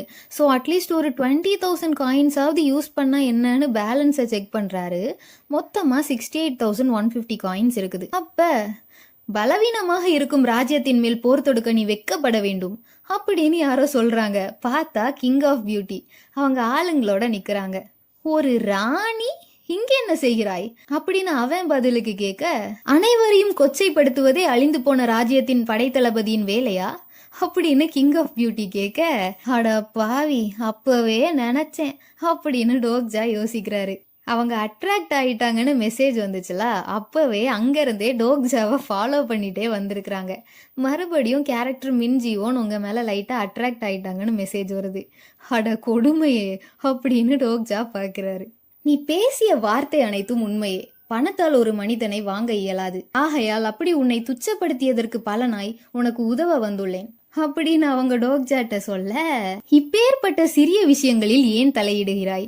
இதில் உன்னை நீயே ராணி என வேற அழைத்துக் கொள்கிறாய் அப்படின்னு வாங்கின்னு சொல்ல, அந்த ராணி பக்கத்துல நிக்கிற ஒருத்தன் பேசுறான். நிறுத்து, எவ்வளோ தைரியம் உனக்கு, என் ராணியை துச்சப்படுத்துகிறாயா அப்படின்னு சொல்ல, அத கேட்டதும் ஒரு ஹொரங் அந்த கான்ஸ்லேஷனையும் ஒருத்தன் தேர்வு செய்திருப்பதை பார்க்க சிரிப்பு தான் வருகிறது அப்படின்னு வாங்கின அந்த கான்ஸ்லேஷனையும் சேர்த்து நக்கல் அடிக்கிறான். சோ ஹொராங்னா கொரியால ராஜா காலத்துல ராஜ குடும்பத்துல உள்ளவங்களுக்கு தேவையான எல்லா ஹெல்ப்புமே பண்ற மாதிரி படிப்புல இருந்து சண்டை வரைக்கும் எல்லாமே தெரிஞ்சு வச்சிருப்பாங்க. அவங்க தான் ஹொராங்ஸ். உன் தலையும் உன் கான்ஸ்லேஷனின் தலையை போல் துண்டாக வேண்டும் என நினைக்கிறாயா அப்படின்னு அவன் மறுபடியும் கேட்க, வாய மூடு அப்படின்னு அந்த ஹொராங் பையன் கத்துறான். ரெண்டு சைடும் மாறி மாறி அவங்க கான்ஸ்லேஷனோட புராணத்தை பாட, இப்போ கூட இந்த கான்ஸ்லேஷன்ஸ் எல்லாரும் உயிரோட இருக்கும்போது எப்படியோ அதே ஹையரார்கி தான் ஃபாலோ பண்ணணும். அந்த கான்ஸ்லேஷன் ஒரு ஹொராங்னா அவங்க ராஜாவை எப்பவுமே மதிக்கணும், அவங்க சொல்றத கேட்கணும். அதே மாதிரி ஹிஸ்டரி படி இந்த கான்ஸ்லேஷன்ஸ் எல்லாம் எனிமீஸ்னா அதுக்கு ஏற்ற மாதிரி அட்வான்டேஜஸ் அண்ட் டிஸ்அட்வான்டேஜஸ் இருக்கணும். ஹிஸ்டரி படி ஒருத்தர் இன்னொருத்தரோட வீக்குனா இப்போவும் அதே மாதிரி தான். ஏன்னா அவங்க எல்லாம் ஹிஸ்டாரிக்கல் கான்ஸ்லேஷன்ஸ். அப்ப சங்காவும் கில்லியோங்கும் டோக்ஜா கேட்டு அந்த ஐட்டமை கண்டுபிடிச்சு எடுத்துட்டு வர்றாங்க. எல்லாத்தையும் யோசிச்சு கால்குலேட் பண்ண டோக்ஜா, நம்ம பேட்டில் ஆஃப் ஃபங்க்ஷன் போல இங்க மறுபடியும் நடத்தலாம். ஏன்னா அந்த பேட்டில் இந்த ரெண்டு கான்ஸ்லேஷன்ஸுக்கும் நடுவுல நடந்ததுதான். இதுல இந்த ராணியோட சைடு தான் ஜெயிச்சாங்க. ஒரு சைடு இந்த ஹொராங், அப்புறமா இன்னொரு சைடு அந்த ஜெனரல் வழி நடத்தின பேட்டில். இந்த ஹொராங் அவரோட உயிரை கொடுத்து அந்த பேட்டில்ல ஜெயிச்சிருப்பாங்க. சோ இப்பவும் அதே மாதிரி நடந்ததுன்னா இந்த ஹொராங் பையன் செத்து போயிடுவான். அத்தோட மறுபடியும் அந்த போர் தொடங்குது. அந்த கான்ஸ்லேஷன்ஸும் அவங்களோட கதை இந்த உலகத்துக்கு தெரியணும்னு இன்னும் இன்வால்வ்டா சண்டை போடுறாங்க. அந்த ஹொராங் த 5 கமாண்டன்ஸ் அப்படின்னு ஒரு ஸ்கில்லை யூஸ் பண்ணி அவர் படைய வழி நடத்த, இந்த ஜெனரல் பெக்ஜே ஸ்வார்ட்ஸ்மேன்ஷிப் லெவல் 4 யூஸ் பண்ண சண்டை ரொம்ப சீரியஸா போகுது. அந்த ஹொராங்க சண்டை போட வேண்டாம்னு சொல்லுங்க, அவன் செத்துருவான்னு டோக்ஜா சொல்ல, அந்த ராணியும் மிலிட்ரி கமாண்ட் லெவல் 2 யூஸ் பண்ணி எல்லாரையும் கூப்பிட்டு பாக்குறாங்க. ஆனா அவங்கெல்லாம் சண்டையில ரொம்ப இன்வால்வ் ஆனனால இவங்க சொல்றது காதுல கூட விழல. அதை பார்த்து லேடி ஆஃப் த ஸ்லீப்பிங் ப்ரோசேட் டென்ஷனாக டோக்ஜா ஏன் இன்னும் இந்த ஸ்டேஜ் செட் ஆகலன்னு பாக்குறாரு. என்னன்னு பார்த்தா இந்த மாதிரி ஹிஸ்டரியில நடந்த விஷயங்கள் எல்லாம் மறுபடியும் பண்ணும்போது ஏதோ அந்த இடத்துக்கே போன மாதிரி சுத்தி இருக்கிற இடம் எல்லாமே மாறிடும். ஒரு மூவி செட் மாதிரி. இது ஃபர்ஸ்ட் டைம் நடக்கும்போது இந்த இடம் எப்படி இருந்துச்சோ அதே மாதிரி மாறிடும். இப்ப அதுதான் நடக்குது. எல்லா கான்ஸ்லேஷன்ஸும் இதை என்ஜாய் பண்ண வைக்கிறதுக்காக தான் இப்படி. இதுதான் டிராமடைசேஷன். டோக்ஜா, ஹிஸ்டரி படி இந்த ஹொராங் செத்தா உங்க படை அவரோட உயிரிழப்ப வேஸ்டா போக கூடாதுன்னு நல்ல சண்டை போட்டு இந்த வார்ல ஜெயிப்பாங்க. இல்லைன்னா நம்ம ஹிஸ்டரிய மாத்தணும் அப்படின்னு சொல்ல, ஹிஸ்டரிய நம்மளால மாத்த முடியலன்னா என்ன ஆகும் அப்படின்ட்டு அந்த ராணி கேட்க, உங்க படம் மொத்தமும் அழிஞ்சு போயிரும் அப்படின்னு டோக்ஜா சொல்ல, அப்ப ரிஸ்க் எடுக்க வேண்டாம், ஹிஸ்டரியில நடந்ததே நடக்கட்டும் அப்படின்னு சொல்றா. அப்படின்னா அந்த ஹொராங் பையன் தலை துண்டாகி செத்துருவான். இவ இப்படிதான் சொல்லுவான்னு டோக்ஜாக்கு தெரியும். இருந்தாலும் ஒரு சான்ஸ் கொடுத்து பார்க்கலான்னு தான் கேட்டு பார்த்தாரு. அவ சொல்றத காதுல வாங்காம டோக்ஜா ஹிஸ்டரிய மாத்தி எழுதுறதுக்கு ட்ரை பண்றாரு. அந்த டிஸ்கோட எக்கோ ஆஃப் ஸ்டார்ஸை யூஸ் பண்ணி நட்சத்திரங்களா வாழ்ந்துட்டு இருக்கிற கான்ஸ்லேஷன்ஸ் கூட கம்யூனிகேட் பண்ண ட்ரை பண்றாரு. இந்த டிஸ்கை 7 தடவை தான் யூஸ் பண்ண முடியும். சோ 7 தடவை கான்ஸ்லேஷன்ஸ் கிட்ட ஹெல்ப் கேட்கலாம். ஆனா அவங்க ஹெல்ப் பண்ணாலும் சரி, ஹெல்ப் பண்ண மாட்டேன்னு சொன்னாலும் சரி, கான்ஸ்லேஷன் பதில் சொன்னதும் இப்ப 7 டைம்ஸ் யூஸ் பண்ணலாம்னு இருக்கிறது 6 டைம்ஸ் 5 டைம்ஸ் அப்படின்ட்டு குறையும். பழைய காலத்துல இந்த டிஸ்கை தான் ஸ்டார்ஸை ஸ்டடி பண்றதுக்கு யூஸ் பண்ணாங்க. டோக்ஜா இத ஃப்ரீயா போய் எடுக்கணும் தான் மத்த எல்லாரையும் அந்த ஃபாரின் டீமன் டிகாபிட்டேட்டர் பக்கம் திருப்பி விட்டுட்டாரு. அதை யூஸ் பண்ண தொடங்கினதும் எல்லா கான்ஸ்லேஷன்ஸுக்கும் டோக்ஜா பேசுறது கேக்குது. அவர் அந்த ஹொராங் பையனோட சப்போர்ட்டிங் கான்ஸ்லேஷனை தான் இப்ப கூப்பிடுறாரு. அப்ப அந்த ஜெனரல் டோக்ஜாவை அட்டாக் பண்ண வர மத்தவங்க எல்லாரும் அவரை டிஃபெண்ட் பண்றாங்க. டோக்ஜா கான்ஸ்டலேஷன்ஸை கூப்பிட்டதும் வானம் இருட்டாகி ஸ்டார்ஸ் எல்லாமே ஜொலிக்க தொடங்குது. கான்ஸ்டலேஷன் கிரேட் கிங் ஆஃப் ஹங் மூவும் வந்து முடிஞ்ச ஹிஸ்டரியில தலையிட எனக்கு இஷ்டம் இல்ல அப்படின்னு சொல்லிட்டு கிளம்ப பாக்குறாரு. டோக்ஜாக்கு என்ன சொல்லனே தெரியல. அப்ப சங்கா பேச தொடங்குறாங்க. சார் போகாதீங்க, உங்களோட வீர கதைகள் எல்லாத்தையும் நான் ரீட் மட்டும் தான் பண்ணியிருக்கிறேன். ஹிஸ்டரியை மாத்த விரும்பல அப்படிங்கிறது எனக்கு புரியுது. ஆனா சில சம்பவங்கள் எழுதப்பட்ட பிறகும் முடியாது. உங்களுக்கு இறந்து போனவங்களை நினைச்சலாம் வருத்தமே இல்லையா?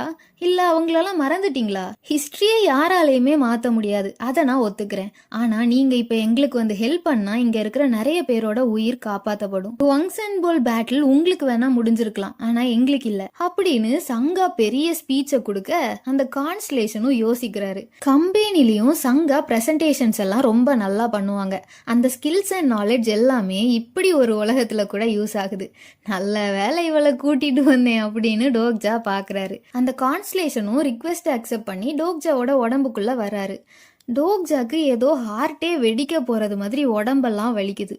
அப்ப அந்த கான்ஸ்டலேஷன், உன் குரலை எனக்கு கொஞ்சம் கடன் தான், நான் பேச நினைக்கிறத பேசுறேன் அப்படின்னு பெர்மிஷன் வாங்கிட்டு பேச தொடங்குது. அவர் அந்த ஜெனரல் கிட்ட பார்த்து ரொம்ப நாள் ஆச்சு அப்படின்னு சொல்ல இந்த ஹொராங்ஸ் எல்லாரும் அவரை பாக்குறாங்க. மரியாதை செலுத்தணும்லாம் அவசியம் இல்லை அப்படின்னு சொல்லிட்டு, நம்ம பாஸ்ட் முடிஞ்சு போய் இவ்வளோ வருஷங்கள் ஆகுது, அப்புறம் ஏன் நம்மெல்லாம் இங்க கூடி இருக்கிறோம் அப்படின்னு கேக்குறாரு. உடனே அந்த ஜெனரலோட கான்ஸ்டலேஷனும் அவனை பொசஸ் பண்ணி பேச தொடங்குது. உனக்கு இன்னுமா புரியல, உன்னை மறுபடியும் மீட் பண்ணதான் அப்படின்னு சொல்ல கிம் யூசின் ஹொராங்கோட 15th லீடரா அவரோட ஸ்கில்ல யூஸ் பண்ண தொடங்குறாரு. அதனால அவரோட ப்ளூ டிராகன் ஸ்வாடோட பவர் டோக்ஜாவோட ஸ்வாடுக்குள்ள வருது. காலிங் ஆல் ஹொராங்ஸ்னு ஒரு ஸ்டிக்மாவை யூஸ் பண்ண பாஸ்ட்ல இவர் கூட சண்டை போட்ட ஹொராங்ஸ் எல்லாருமே உயிர் தெளிந்து வராங்க. அவர் ஒரு ஆர்டர் கொடுத்ததும் அந்த ஸ்கெலிட்டன் ஹொராங்ஸ் எல்லாரும் போய் இவங்க கூட சேர்ந்து ஆப்போசிட் டீம் கூட சண்டை போடுறாங்க. அப்ப அங்க இன்விசிபிள் கிளாத்ல மறைஞ்சு மின்சோ வேற பாத்துட்டு இருக்கிறான். கேபெக், நீ ஏன் உன் இன்கார்னேஷனை பொசஸ் பண்ணியிருக்கிற? உன் இன்கார்னேஷன் செத்தா நீயும் அழிஞ்சு போயிருவ அப்படின்னு அந்த ஹொராங் லீடர் ஞாபகப்படுத்த, யூசின், உனக்கு இந்த உலகத்தை பத்தி எதுவுமே தெரியாதுன்னு நினைக்கிறேன்.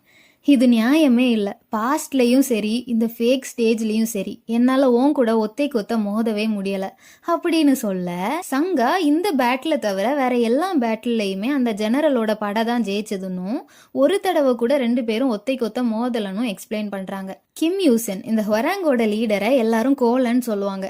ஆனா அவர் எல்லா ரிஸ்கையுமே பார்த்து நல்லா யோசிச்சு தான் சண்டை போடுவாரு. அதனாலதான் ஜெயிக்கவும் செஞ்சாரு. அப்ப டோக்ஜா உடம்புக்குள்ள இருந்தே அவனை கொல்ல ட்ரை பண்ண டோக்ஜா அவரு மனுஷங்க யாரையுமே கொல்ல கூடாது அப்படின்னு சொல்றாரு. அதனால ஒரு ஸ்கெலிட்டனை வச்சு அவனோட கதையை முடிச்சு வைக்கிறாங்க. இவங்க இந்த போர்லயும் ஜெயிச்சு அந்த ஹொராங் பையனும் உயிரோட இருக்கிறான். அத்தோட இந்த பேட்டில் முடிஞ்சு போய் அதை எக்ஸ்பீரியன்ஸ் பண்ணதுக்கு 1000 காயின்ஸ் ரிவார்டா கிடைக்குது. அந்த கான்ஸ்டலேஷனும் இன்னும் 3 நிமிஷத்துக்கு டோக்ஜா உடம்புல தான் இருப்பாரு. பேட்டில் முடிஞ்சதும் எல்லாரும் டோக்ஜா கிட்ட வராங்க. டோக்ஜா அந்த ஸ்கெலிட்டன்ஸ் எல்லாரையும் நார்த்ல இருக்கிற கிங்ஸ் கூட சண்டை போடுறதுக்கு அனுப்பி வச்சு எல்லாரையும் கூட்டிட்டு அங்க கிளம்புறாரு. அங்க போய் பார்த்தா கிங்ஸ் எல்லாம் செத்து போய் பிளாக்ஸ் எல்லாம் கீழே சும்மா கிடக்குது. டோக்ஜா எல்லாத்தையும் கலெக்ட் பண்ண அவரோட பிளாக் பர்பிள் கலரா மாறுது. அப்ப இந்த கான்ஸ்டலேஷன் டோக்ஜாட்ட பேச தொடங்குது. நீ ஏதோ வித்தியாசமா இருக்கிற, என் உண்மையான குரலை கேட்டும் கூட உனக்கு பைத்தியம் பிடிக்கல அப்படின்னு சொல்ல, டோக்ஜா நான் மென்டலி ரொம்ப ஸ்டேபிள் அப்படின்ட்டு சொல்றாரு. கான்ஸ்டலேஷன்ஸ் எல்லாம் ரொம்ப பவர்ஃபுல், கடவுள் மாதிரி. ஸோ அவங்களோட உண்மையான குரலை சாதாரண மனுஷங்களால தாங்க முடியாது. அதனால மயங்கி விழுந்துருவாங்க, இல்லைன்னா பைத்தியம் பிடிச்சிரும். பாசிபிலிட்டி ரூல்ஸ் எல்லாம் பிரேக் பண்ணி ஹெல்ப் பண்ணியிருக்கிறேன், மறந்துடாத அப்படின்னு அந்த கான்ஸ்டலேஷன் சொல்ல, உங்க உதவியை நான் மறக்கவே மாட்டேன் அப்படின்ட்டு டோக்ஜாவும் சொல்றாரு. இந்த கான்ஸ்டலேஷன் இப்ப சுத்தி வளைச்சு என்ன சொல்ல வருதுன்னா, டோக்ஜாக்கு சப்போர்ட்டிங் கான்ஸ்டலேஷன் இல்லை. இந்த செனாரியோ முடிஞ்ச பிறகு மறுபடியும் சப்போர்ட்டிங் கான்ஸ்டலேஷன் சூஸ் பண்ற சான்ஸ் வரும். அப்ப இவரை சப்போர்ட்டிங் கான்ஸ்டலேஷனா சூஸ் பண்ணணுமா? டோக்ஜா முடியாதுன்னு சொன்னதும் இந்த ஸ்கெலிட்டன்ஸ் எல்லாம் வர வச்ச ஸ்டிக்மாவெல்லாம் காமிச்சு, என்ன செலக்ட் பண்ணா நீ தான் உள்ளதுலயே ஸ்ட்ராங்கா இருப்ப அப்படின்னு சொல்ல, டோக்ஜா இவர் ஒரு ஃபேபிள்டு கான்ஸ்டலேஷன் கூட இல்லை, இதுல பவர்ஃபுல்னு வேற சொல்லிட்டு சுத்துறாரு அப்படின்னு மனசுல நினைக்கிறாரு. ஏன்னா கான்ஸ்டலேஷன்ஸுக்கும் இந்த ரேங்க் பிரமிட் சிஸ்டம்லாம் உண்டு. ஹிஸ்டாரிக்கல், ஃபேபிள்டு, அப்புறமா மித்திக்கல். ஹிஸ்டாரிக்கல் கான்ஸ்டலேஷன்ஸ் எல்லாம் வாழ்ந்து செத்து போன மனுஷங்க, அவ்வளோதான். ஸோ அவங்களோட பவர்ஸ்லாம் அவ்வளோ பவர்ஃபுல்லாக தான் இருக்கும். இப்போ கூட பார்த்தீங்களே, ரியல் லைஃப்ல வேற ஒரு கான்ஸ்டலேஷன் இந்த கான்ஸ்டலேஷனை விடவும் ஸ்ட்ராங்கா இருந்திருந்தா மறுபடியும் அவங்க கிட்ட தோக்க தான் செய்வாங்க. ஏன் இப்போ கூட இந்த ஹொராங் லீடர் அந்த ஜெனரல் கூட ஒத்தைக்கு ஒத்த சண்டை போட்டிருந்தா செத்து போயிருக்க நிறைய வாய்ப்புகள் இருக்கு. அந்த ரிஸ்க் எல்லாம் யோசிச்சு தான் இவன் இது வரைக்கும் அவன் கூட தனியா சண்டை போடல. அவங்களுக்கும் ஹியூமன்ஸ் மாதிரி நிறைய ரூல்ஸ் அண்ட் ரெஸ்ட்ரிக்ஷன்ஸ் உண்டு. இதே அவங்க நிறைய இன்கார்னேஷன்ஸுக்கு ஹெல்ப் பண்ணி அவங்க ஸ்டோரி ஒரு லெஜெண்டா மாறிச்சுன்னா ஃபேபிள்ட் கான்ஸ்லேஷன், மனுஷங்களா வாழ்ந்த ஒருத்தர்ல இருந்து இன்னொரு லெஜெண்டா மாறிடுவாங்க. மறுபடியும் அவங்கள பத்தி எல்லாரும் பேச பேச அவங்க ஒரு மித்திக்கல் பீயிங்கா மாறிடுவாங்க. ஒரு சிம்பிள் எக்ஸாம்பிள் என்னன்னா, ஒரு சோல்ஜர் 100 பேரை தனியாளா நின்று தோக்கடிச்சார் அப்படின்னு சொன்னா அது நடந்த ஹிஸ்டரி. ஸோ அந்த ஹிஸ்டாரிக்கல் கான்ஸ்லேஷனோட பவரும் 100 பேர் வந்தாலும் தனியா தோக்கடிக்கிற அளவுக்கு இருக்கும். இதே அவனோட அடி ஒவ்வொன்றும் இடி மாதிரி விழுந்துச்சு, அதனால இடியே உருவாச்சு அப்படின்னு கொஞ்சம் எக்ஸாஜரேட் பண்ணி ஒரு லெஜண்ட் மாதிரி எல்லாரும் பேச தொடங்கினா அவங்க ஃபேமஸ் ஸ்டோரியா இருக்கிற ஃபேபிள்ட் கான்ஸ்லேஷனா மாறிடுவாங்க. அவங்களோட பவர்ஸும் ஆக்சுவலி இடியை யூஸ் பண்ற மாதிரி மாறிடும். அவங்க இன்கார்னேஷனுக்கு அது ஒரு ஸ்டிக்மாவா கிடைக்கும். அப்புறம் எல்லாம் மாறி அவருக்கு இடி என்ன வெதரே கட்டுப்படும். 100 பேர் என்ன 1000 பேர் வந்தாலும் அவர் முன்னால நிக்க முடியாது அப்படின்னு ஒரு கடவுள் மாதிரி பேச தொடங்கினா அவங்க மித்திக்கல் கான்ஸ்லேஷனா மாறிடுவாங்க. இப்ப அவங்களோட பவர்ஸ் எல்லாம் மேஜிக் மாதிரி. இடியை யூஸ் பண்ண முடியும், நல்லா சண்டை போட முடியும், புது வெதரை கூட உருவாக்க முடியும். இந்தியா லெவல்ல சொல்லணும்னா இந்த ஸ்டோரி லாஜிக் படி ஃப்ரீடம் ஃபைட்டர்ஸ், ஃபேமஸான கிங்ஸ் எல்லாரும் ஹிஸ்டாரிக்கல் கான்ஸ்லேஷன்ஸா இருப்பாங்க. கண்ணகி மதுரை மொத்தத்தையும் ஒரு சாபத்தால எரிச்சாங்கன்னு சொல்லுவாங்கல்ல, அவங்கள மாதிரியான எபிக் ஹீரோஸ் எல்லாருமே ஃபேபிள்ட் கான்ஸ்லேஷன்ஸா இருப்பாங்க. ஏன்னா சும்மா ஒரு லேடி சாபம் போட்டதும் ஒரு சிட்டி ஃபுல்லா எரிஞ்சு போச்சுன்னு சொன்னா அதை நம்ப மாட்டாங்க யாருமே. அது நடக்கிறதுக்கும் வாய்ப்பு இல்லைன்னு தான் சொல்லுவோம். ஆனா கண்ணகியோட ஸ்டோரி ரொம்ப ஃபேமஸா பேசப்பட்டனால அவங்களோட வேர்ட்ஸால ஒரு சிட்டியை எரிக்கிற அளவுக்கு ஆக்சுவலா பவர்ஸ் வரும். அதனால அவங்களும் ஃபேபிள்ட் கான்ஸ்லேஷனா தான் இருப்பாங்க. அதுக்கும் மேல காட்ஸால என்ன மிராக்கிள்ஸ் வேணாலும் நடத்த முடியும். அவங்களோட பவர்ஸுக்கு எந்த லிமிட்டும் கிடையாது, எந்த ரூல்ஸும் கிடையாது. முடியாதுன்னு நினைக்கிற ஒரு விஷயத்தை கூட நடத்தி காமிப்பாங்க. அவங்க தான் மித்திக்கல் கான்ஸ்லேஷன்ஸ். ரொம்ப ஸ்ட்ராங்கான இந்த மூவி இல்லைன்னா நாவல் கேரக்டர்ஸ் கூட ரொம்ப ஃபேமஸா இருந்தா மித்திக்கல் கான்ஸ்லேஷன்ஸா இருப்பாங்க. புரிஞ்சிருக்கோன்னு நினைக்கிறேன். இதெல்லாம் தெரிஞ்ச டாக் ஜாக்கு ஒரு ஹிஸ்டாரிக்கல் கான்ஸ்லேஷன் வந்துட்டு நான் உன் சப்போர்ட்டிங் கான்ஸ்லேஷனா இருந்தா நீ தான் உலகத்திலே ஸ்ட்ராங்கா இருப்பேன்னு அடிச்சு விட்டா கடுப்பாகுமா இல்லையா? அதுக்கு அவரு Sun Wukong the great monkey king, prisoner of the golden headband, one of the most famous அப்புறமா ரொம்ப ஸ்ட்ராங்கான மித்திக்கல் கான்ஸ்லேஷனை சூஸ் பண்ணியிருப்பாரு. அதனால டாக் ஜா இது ஒன்றும் பழைய காலம் இல்லை பெருசே, வயசான காலத்துல போய் ரெஸ்ட் எடுப்போ அப்படின்னு சொல்லி விட்டுடுறாரு. பிரிசனர் ஆஃப் த கோல்டன் ஹெட்பேண்டும் அந்த கான்ஸ்லேஷன் பேசுறத கேட்டு கடுப்பாகி டோக்ஜாக்கு 300 காயின்ஸ் கொடுக்குறாரு. அந்த கான்ஸ்லேஷன் டோக்ஜா சொன்னதை கேட்டு கடுப்பாகி டோக்ஜாவோட பாடியை கண்ட்ரோல் பண்ணி ஹியூமன்ஸை கொல்ல ட்ரை பண்றாரு. அதுவும் சங்காவை கொல்ல ட்ரை பண்றாரு. ஏன்னா டோக்ஜா ஹியூமன்ஸை கொல்லக்கூடாதுல, அதனால டோக்ஜா சங்காவை தள்ளி போக சொல்லிட்டு அவரோட 4th வால் ஸ்கில்லோட ஹெல்ப்பால கான்ஸ்லேஷனை அவர் உடம்புல இருந்து வெளியில அனுப்புறாரு. இதை எந்த மனுஷங்களாலையும் பண்ண முடியாது. ஸோ அந்த கான்ஸ்லேஷன் ஷாக் ஆகி டோக்ஜா மேல எப்பவும் ஒரு கண்ணு வச்சிருப்பேன் அப்படின்ட்டு மிரட்டுறாரு. எல்லாம் கிளியர் ஆகி டோக்ஜா கண்ணை முழிச்சு பார்த்தா சங்கா அவரை கெட்டி போட்டு வச்சிருக்கிறாங்க. டோக்ஜா சரியானதை பார்த்ததும் அவங்க அவுத்து விடுறாங்க. அப்படியே திரும்பி பார்த்தா இந்த கிங் ஆஃப் பியூட்டி இன்னும் டோக்ஜாவை ஃபாலோ பண்ணிட்டு தான் இருக்கிறாங்க. என்ன பிரச்சனைன்னு கேட்டா நாங்களும் இந்த வழியா தான் போறோம் அப்படின்னு சொல்லி சமாளிக்கிறாங்க. நெக்ஸ்ட் டைம் மீட் பண்ணும்போது நம்ம எனிமீஸா தான் இருப்போம் அப்படின்னு மிரட்டி அவங்கள அனுப்பி வைக்கிறாரு டோக்ஜா. அப்புறம் அந்த பேலஸ் மியூசியம்க்கு போய் மின்சோபை கூப்பிட்டு யாரெல்லாம் உள்ள போனாங்க அப்படின்ட்டு கேட்கிறாரு டோக்ஜா. அவரும் டிரன் கிங் அப்புறமா ஃபர்ஸ்ட் டிசிபிளையும் சேர்த்து மொத்தமா 9 கிங்ஸ் உள்ள போனாங்கன்னு சொல்றான். பிளாக் கலர்ஸ்லாம் என்னன்னு கேட்டா 7 பர்பிள் ஃபிளாக்ஸ் அப்புறமா 2 ப்ரௌன் ஃபிளாக்ஸ். 2 பர்பிள் ஃபிளாக்ஸ் மற்ற பர்பிள் ஃபிளாக்ஸை விடவும் டார்க்கா இருந்துச்சுன்னு சின்ன டீட்டெயில்ஸ் விடாம எல்லாத்தையும் கரெக்டா நோட் பண்ணி சொல்றான். அதான் கேரக்டர் ப்ரொஃபைல்ல இவன் ரொம்ப யூஸ்ஃபுல்னு போட்டிருந்தது போல. அதுக்கப்புறம் இவங்க 2 பேரையும் அந்த துணிக்குள்ள ஒளிஞ்சிருக்க சொல்லிட்டு சங்கா அப்புறமா கில்லியோங்க மட்டும் கூட்டிட்டு போறாரு டோக்ஜா. நேஷனல் பேலஸ் மியூசியம்க்கு முன்னால போனதும் ஹிடன் செனாரியோ ஆக்டிவேட் ஆகுது. Hidden scenario difficulty F2A+. இருக்கிற டஞ்சன்ல ஒரு டஞ்சனையாவது கிளியர் பண்ணணும். டைம் லிமிட் இல்ல. ரிவார்ட் 500 to 5000 காயின் ரேஞ்ச்ல இருக்கும். Penalty death. ஆப்ஷன்ல 1 man dungeon, 3 man dungeon, 5 man dungeon, 7 man dungeon 4 dungeons இருக்குது. இவங்க 3 மேன் டஞ்சன் the room of copper acupuncture மென்னுக்குள்ள போறாங்க. உள்ள போனா நிறைய காப்பர் அக்யூபஞ்சர் சிலைகள் இருக்குது. எல்லாம் உயிரோட துரத்துது இவங்கள. எல்லாம் லெவல் 7 க்ளோன்ஸ் தி காப்பர் அக்யூபஞ்சர் மென். சங்கா அதை அடிச்சு பாக்குறாங்க, ஒரு ஸ்கிராட்ச் கூட விழல. டோக்ஜா அதோட அக்யூபஞ்சர் பாயிண்ட்ஸ்ல அட்டாக் பண்ணா ஒவ்வொரு பாயிண்ட்டுக்கும் ஒவ்வொரு எஃபெக்ட் இருக்கும், அது நடக்கும் அப்படின்னு சொல்றாரு. அதோட ஒரு குளோனை டோக்ஜா முடிக்க மீதி 99 குளோன்ஸ் கிட்ட இவங்க சண்டை போட்டு ஜெயிக்கிறாங்க. டஞ்சனை கிளியர் பண்ணதுக்கு எல்லாருக்கும் ஏன்ஷியன் காயின்ஸ் ரிவார்டா கிடைக்குது. டோக்ஜாக்கு மட்டும் ப்ரெஷர் பாயிண்ட் அப்படின்னு ஒரு ஸ்கில்லும் கிடைக்குது. அதை முடிச்ச பிறகு த 4 இன் டீமன் டிகாபிட்டேட்டர் இருக்கிற டஞ்சனுக்குள்ள போறாங்க. உள்ள போய் மற்ற கிங்ஸ் கிட்ட சண்டை போடணும்னு டோக்ஜா சொல்ல, நம்ம அவங்க ஃபிளாக்ஸ் எல்லாம் எடுக்கணும்னு சங்கா சொல்ல, அப்ப நம்ம அவங்கள கொல்லணும்னு நினைக்கிறேன் அப்படின்ட்டு கில்லியாங் சொல்றான். சங்கா ஷாக் ஆகுறாங்க. ஏன்னா அவன் சின்ன பையன்ல, டோக்ஜாவால ஹியூமன்ஸை கொல்ல முடியாது. ஸோ நார்மலா குயிவான் தான் அந்த வேலையை பண்ணுவாங்க. அவங்க இல்லாதனால இப்ப கில்லியாங் அதை பண்ணி டோக்ஜாக்கு ஹெல்ப் பண்ணணும்னு நினைக்கிறான். டோக்ஜாவும் இது ஒன்றும் கேம் இல்லை கில்லியாங், கவனமா இருக்கணும் அப்படின்னு சொல்ல, இவன் அதெல்லாம் எனக்கு தெரியும் அப்படின்னு சொல்றான். அந்த டோரில் 10 ஏன்ஷியன் காயின்ஸை வச்சாதான் உள்ளே போக முடியும். ஸோ இப்போ ரிவார்டாக கிடைச்ச காயின்ஸில் 4 காயின்ஸ் டோக்ஜா வைக்கிறாரு. அவங்க 2 பேரும் ஆளுக்கு 3 காயின்ஸ் வைக்கிறாங்க. அத்தோட கதவை திறந்து இவங்களும் உள்ளே போகிறாங்க. உள்ளே போய் பார்த்தா ஒரே ரத்த கலரியாக இருக்குது. நடுவில் கொஞ்சம் மக்கள் தீல குளிர்லாம் காஞ்சிட்டு இருக்கிறாங்க. இதுதான் இந்த ரூம் ஆஃப் நார்த் ஸ்டார். உள்ளே வந்ததும் ஒரு குரூப்பு யார் உங்க கிங்கு அப்படின்னு கேட்டு சண்டைக்கு வர்றாங்க. அதை பார்த்ததும் கான்ஸ்டலேஷன்ஸ் எல்லாம் இரிட்டேட் ஆகி டோக்ஜாவை உடனே ஏதாவது பண்ண சொல்றாங்க. டோக்ஜாவும் அவங்கள பேச கூட விடாம எந்திக்க முடியாத அளவுக்கு அட்டாக் பண்றாரு. கில்லியாங்க உடனே அவனோட வேலையை பார்க்க தொடங்க, சங்கா நீ இதெல்லாம் பண்ண வேண்டாம் அப்படின்னு சொல்லி அவங்களே எல்லாரையும் கொல்லுறாங்க. அப்போ ஒருத்தன் வந்து, ஸ்கில்லே யூஸ் பண்ணாம இந்த குரூப்பை தோக்கடிச்சிட்டிங்கன்னா நீங்க ரொம்ப பவர்ஃபுல்லா தான் இருப்பீங்க. நான் சண்டை போட வரல, நீங்க கொஞ்சம் லேட்டு. முக்காவாசி கிங்ஸ் ஆல்ரெடி உள்ள போயிட்டாங்க. ஆனா டிரன் கிங் தான் எல்லார விடவும் ஸ்ட்ராங். அது இதுன்னு எக்ஸ்பிளைன் பண்றான். இப்போ என்ன மேட்டர்னா, ரொம்ப ஸ்ட்ராங்கா இருக்கிறனால டிரன் கிங் தான் லாஸ்ட் அந்த அரியணையில உட்காருவான்.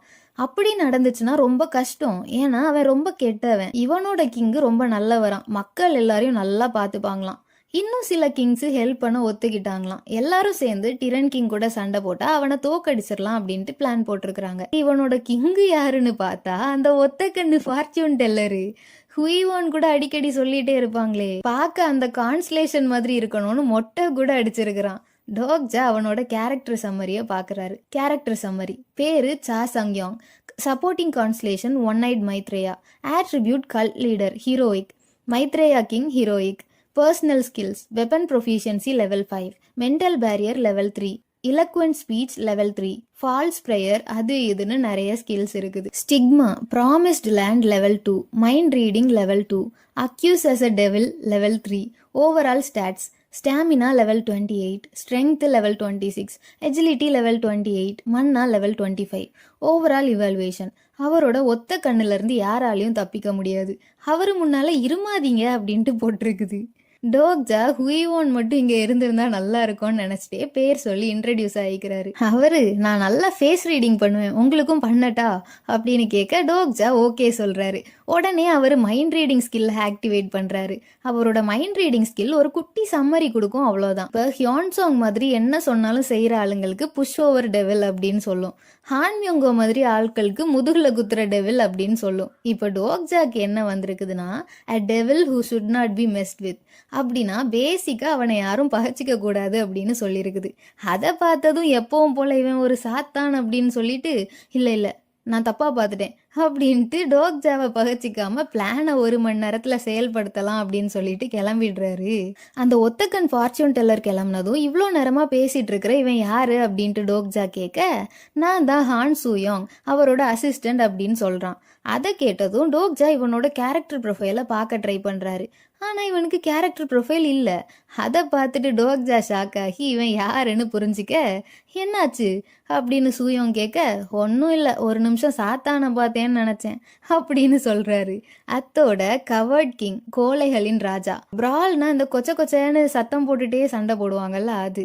அப்புறமா எர்த் டிராகன் கிங். எல்லாரும் வெளியில வராங்க. இவங்களும் எல்லாரும் டிரன் கிங்குக்கு எதிராக சண்டை போடுறதுக்கு ஒத்துழைக்கிறாங்க போல. எல்லாரும் எர்த் டிராகன்னு கலாய்க்கிறத பார்த்துட்டே சங்கா படிச்ச ஹிஸ்டரி எல்லாம் வச்சு அவரோட சப்போர்ட்டிங் கான்ஸ்லேஷன் யாருன்னு கரெக்டா கண்டுபிடிச்சிட்டாங்க. ஏதோ ஒரு ராஜாவை எர்த் டிராகனோட குழந்தை அப்படின்னு சொல்லுவாங்களாம். எர்த் டிராகன்னா மண்புழுவான். கான்ஸ்லேஷன்ஸ் வேற ஏதோ ஒரு ஃபேபிள்டு கான்ஸ்லேஷனை பார்க்கறதுக்கு வெயிட் பண்றாங்களாம். அடுத்து என்ன நடக்க போகுதுன்னு வேற ஆர்வமா இருக்கிறாங்களாம். இங்க மட்டும் இல்லாம ஜப்பான், இங்கிலாந்துன்னு எல்லா நாடுகள்லயுமே எதிரி ராஜ்யங்கள் இந்த டைம்ல ஒருத்தருக்கு ஒருத்தர் சண்டை போட்டுட்டு தான் இருப்பாங்களாம். அந்த எர்த் டிராகன் கிங்கு எல்லாரும் டிரன் கிங்கை எதிர்க்க தயாரா இருக்கீங்களா? ஏற்கனவே 2 ராஜாக்கள் அவன் கையால செத்துட்டாங்க. அது இதுன்னு டிரன் கிங் உள்ள போன ரூமை காமிச்சு பேச, ஓ அதனாலதான் இவ்ளோ டெட் பாடிஸ் கிடக்குதா அப்படின்ட்டு டோக்ஜா புரிஞ்சுக்கிறாரு. இப்ப இவங்க எல்லாரும் ஏதோ ஒரு ஸ்டோனை எடுக்க தான் இந்த ரூமுக்குள்ளலாம் போயிட்டு வராங்க. மொத்தமா 7 ஸ்டார் ஜுவல்ஸ் இருக்குதான். இப்போ கவர்ட் கிங் கிட்ட 1, எர்த் டிராகன் கிங்கிட்ட 1, பிரால் கிங்கிட்ட 1, மைத்ரேயா கிங்கிட்ட 1, டிரன் கிங்கிட்ட 3 ஜுவல்ஸ் இருக்குது. டோக்ஜாக்கு இப்போ 7 ஜுவல்ஸுமே தேவை.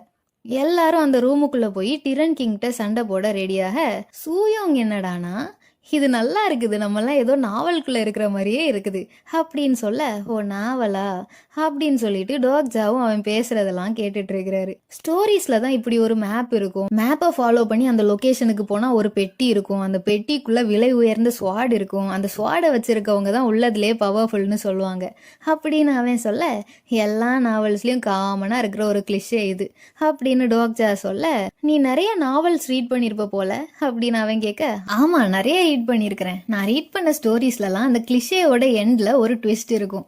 லாஸ்ட்ல பார்த்தா அந்த மேப்பே ஃபேக்கா இருக்கும். அதை தேடி வந்து எல்லாரும் அந்த ட்ராப்ல மாட்டிப்பாங்க.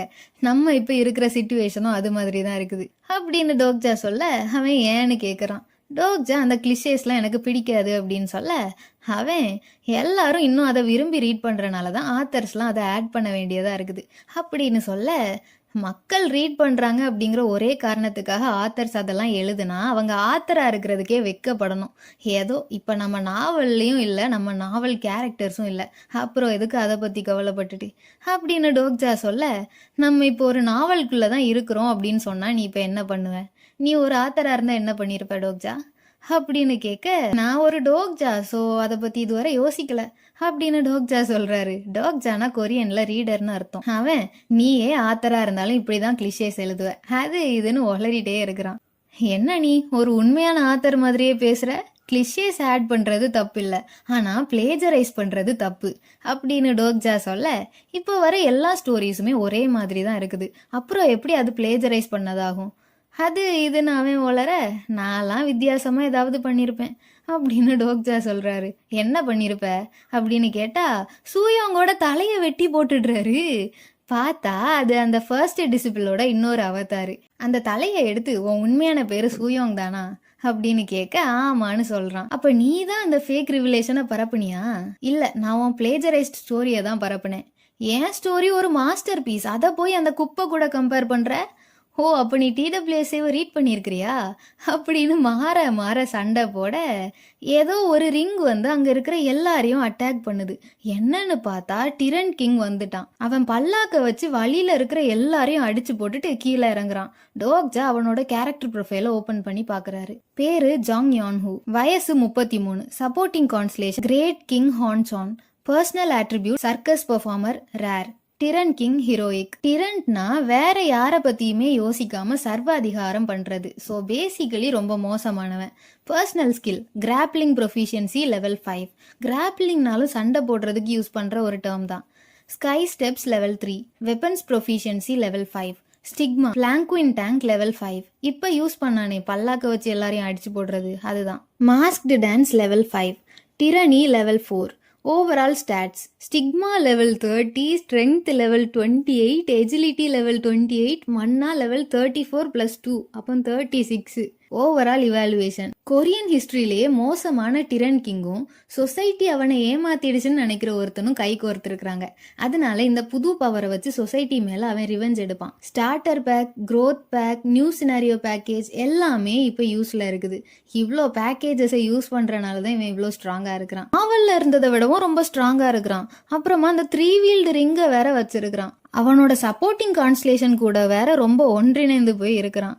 ஓவரா ஏதாவது பண்ணா டொக்கேபீஸ் எல்லாம் பிளாசிபிலிட்டி கம்ப்ளைண்ட் பண்ண ரெடியா இருக்கிறாங்க. நான் முன்னால மாதிரி இல்ல, நான் இனி பாஸ்ட பத்தி எல்லாம் பயப்படவே மாட்டேன். இந்த லேண்டோட ஹிஸ்டரியில நான் ஒரு புது சாப்டரை எழுத போறேன் அப்படின்ட்டு சைக்கோ மாதிரி பேசிட்டு கண்ணில் படுற எல்லாரையும் கொல்லுறான். அதோட அடுத்த போர் தொடங்குது. நீ சண்டை போடலையா அப்படின்னு டோக்ஜா கேட்க சூயோங் சிரிக்கிறான். சிரிக்கிறத பார்த்தா இன்னும் பிளான் வச்சிருப்ப போல அப்படின்னு டோக்ஜா கேட்க, எல்லாம் ஓம் பிளான் படி நடக்குதுன்னு நினைக்கிறியா? எல்லா கிங்ஸும் சண்டை போடும்போது 4 டீமன் டிகாபிட்டேட்டரை எடுத்துடலான்னு பாக்குற. ஆனா நீ நினைக்கிறது நடக்காது. ஆஃபீஸிய பரப்புனது என்னவோ நல்ல ஐடியா தான். நான் உன்னை விட நான் தான் இந்த நாளுக்காக ரொம்ப ப்ரிப்பேர் பண்ணிட்டு இருக்கிறேன் அப்படின்னு அவன் சொல்ல, என்ன வளருற அப்படின்னு டோக்ஜா கேட்க, என்னோட கிளிஷே தான் ஜெயிக்க போகுது பாரு அப்படின்னு அவன் சவால் விடுறான். அந்த மிட் லெவல் டொக்கேபி வேற அங்க வருது. எல்லாரும் சீரியஸா சண்டை போட்டுட்டு இருக்கீங்க போல. ஹிஸ்டாரிக்கல் கான்ஸ்டலேஷன்ஸும் முடிஞ்சதெல்லாம் பண்றீங்க. உங்களுக்கும் ஃபேப்ரிக் கான்ஸ்டலேஷனா ப்ரொமோட் ஆகணும்னு ஆசையா இருக்கும்ல. நான் ஒரு நல்ல நியூஸோட வந்திருக்கிறேன். கிங்கோட செகண்ட் குவாலிஃபிகேஷன் என்னன்னு ரிவீல் பண்ண போறேன் அப்படின்னு சொல்லிட்டு ஒரு சொடக்கு விட மெசேஜ்ல செகண்ட் குவாலிஃபிகேஷன் ஆட் ஆகுது. எவன் ஒருவன் அரியணையில் அமர்கிறானோ அவன் அதை விரும்ப வேண்டும். மொத்தமா கொஞ்சம் கிங்ஸ் தான் நெக்ஸ்ட் லெவலுக்கு மூவ் ஆக முடியும். சோ மத்த எல்லா கிங்ஸையும் கொல்லணும். அதை எல்லாரும் ரீட் பண்ணி முடிக்க 5 கிங்ஸ் தான் மீதி இருக்கணும்னு அந்த மிட் லெவல் டோகேபி சொல்லுது. இப்ப 14 கிங்ஸ் உயிரோட இருக்கிறாங்களாம். இந்த ஹிடன் டஞ்சனுக்குள்ள மட்டுமே 12 கிங்ஸ் இருக்கிறாங்க. அத பார்த்ததும் கிங்ஸ் எல்லாரும் அவங்களுக்குள்ள சண்டை போட்டுக்க தொடங்குறாங்க. டிரன் கிங் வேற பைத்தியக்காரன் மாதிரி சிரிக்கிறான். எர்த் டிராகன் கிங் வந்து ஃபர்ஸ்ட் டிரன் கிங்க கொன்னுட்டு இதெல்லாம் பாத்துக்கலாம் அப்படின்னு சொல்றாரு. ஆனா யாருமே கண்டுக்கல. அப்ப இந்த ஃபர்ஸ்ட் டிசிபிளோட தலை டோக்ஜா ஒரு கிங்குன்னு போட்டு கொடுக்குது. அதை கேட்டதும் எல்லாரும் டோக்ஜா பக்கம் திரும்ப டோக்ஜா அந்த தலைய கந்தல் பண்றாரு. எல்லாரும் சண்டை போட ரெடியாக மத்த கிங்ஸை எல்லாரும் அட்டாக் பண்ண தொடங்குறாங்க. 2 கிங்ஸ் செத்ததும் நம்பர் ஆஃப் கிங்ஸ் 12 குறையுது. டிரன் கிங்கையும் விடாம அட்டாக் பண்றாங்க. அவன் எல்லாரோட தலையும் வெட்டி போடுறான். வெட்டின தலையெல்லாம் சிரிக்குது. என்னன்னு பார்த்தா அது எல்லாமே அவதார்ஸ். பார்த்தா யாரோ எல்லா கிங்ஸோட ஜுவல்ஸையும் திருடுறாங்க. டிரன் கிங் கிட்ட இருந்த 3 ஜுவல்ஸையும் கூட எடுத்துட்டாங்க. எல்லாம் எடுத்துட்டு நான் தான் சொன்னேன்ல என் கிளிஷே தான் ஜெயிக்கும்னு அப்படின்னு சொல்றாங்க. பார்த்தா அது ஒரு பொண்ணு. ஃபேக் கிங் ஹான் சூயோங் 7 ஜுவல்ஸையும் கலெக்ட் பண்ணிட்டாங்க அப்படின்னு ஒரு மெசேஜ் வருது. ஃபர்ஸ்ட் டிசிபிள் ஒரு பையன் இல்ல பொண்ணு. அந்த ஸ்டோன்ஸை சாக்ரிஃபைஸ் பண்ணி 4 டீமன் டிகாபிட்டேட்டரையும் அக்வயர் பண்ணிட்டா. அது கிடைச்சதும் எல்லாரையும் கொல்ல போறேன்ட்டு பெரிய ஆள் மாதிரி பேசிட்டு இருக்கிறா. டோக்ஜா நம்ம எதுவும் பண்ண வேண்டாமா அப்படின்னு சங்கா கேட்க, ஒன்னும் ஆகாது அப்படின்னு டோக்ஜா சொல்றாரு. ஆனா அந்த ஸ்வாட் ரொம்ப பவர்ஃபுல்னு சொன்னீங்களே அப்படின்னு கில்லியோங் கேட்க, அவ எல்லாரையும் கொல்ல போறேன்னு ஸ்வாட அங்க இங்கன்னு ஆட்ட யாருக்கும் எதுவும் ஆகல. அத பார்த்ததும் இந்த ஸ்வாடு வேஸ்ட்னு அவ புலம்ப எல்லாரும் அவளை கொன்னு அந்த ஸ்வாட வாங்க பாக்குறாங்க. அப்ப டோக்ஜா போயிட்டு ஹெல்ப் வேணுமா அப்படின்ட்டு கலாய்க்க அவ அவரையும் அட்டாக் பண்ண ட்ரை பண்றா. டிரன் கிங் கடுப்பாகி எல்லாரையும் கொல்ல ட்ரை பண்றான். டோக்ஜா அவன் ஏன் இன்னும் இங்க வரலன்னு தேடிட்டு இருக்கிறாரு. அப்ப கிங் கவுண்ட் எல்லாம் டக்கு டக்குன்னு இறங்குது. உடனே டோக்ஜா அவன் இங்க வந்துட்டான் அப்படின்ட்டு சிரிக்கிறாரு.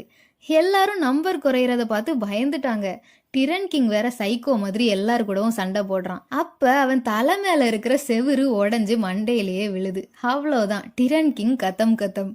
எல்லாரும் டிரன் கிங் தான் எல்லா கிங்ஸ்லயும் ஸ்ட்ராங்கு, அவனையே யாரோ கொன்னுட்டாங்களா அப்படின்னு பயந்துட்டே பாக்குறாங்க. டிரன் கிங் ரொம்ப ஸ்ட்ராங் தான், ஆனா சோல்லயே ஸ்ட்ராங்கஸ்ட் கிங் அவன் இல்ல. சோல்ல இருக்கிற 7 கிங்ஸ்ல டோக்ஜா மீட் பண்ண கிங்ஸ் யாரெல்லாம்னா, hermit king of the shadows Han Donghun, the king of beauty Min Jiwon, the Maitreya king சா சங்யோங், the earth dragon king Gu Dae Sang, அப்புறமா tyrant king Jang Yeongu. Dokja meet பண்ணாத king neutral king. அவரை சேர்த்தாலும் 6 Kings தான் ஆகுது. அப்ப 7வது கிங் யாருன்னு பார்த்தா எல்லா கிங்ஸுக்கும் முன்னால டோக்ஜா அந்த கிங்கை தான் ஃபர்ஸ்ட் மீட் பண்ணாரு. சோல்ல இருக்கிற 7 கிங்ஸ்லயும் பவர்ஃபுல்லான king, the supreme king you ஜுங்யோங். டிரன் கிங்கை கொன்னது யாருன்னு எல்லாரும் பார்க்க கையில ஒரு பிளாக் பிளாகோட டோக்ஜா மேல கொலவெறியோட யூ ஜுங்யோங் வர்றாரு.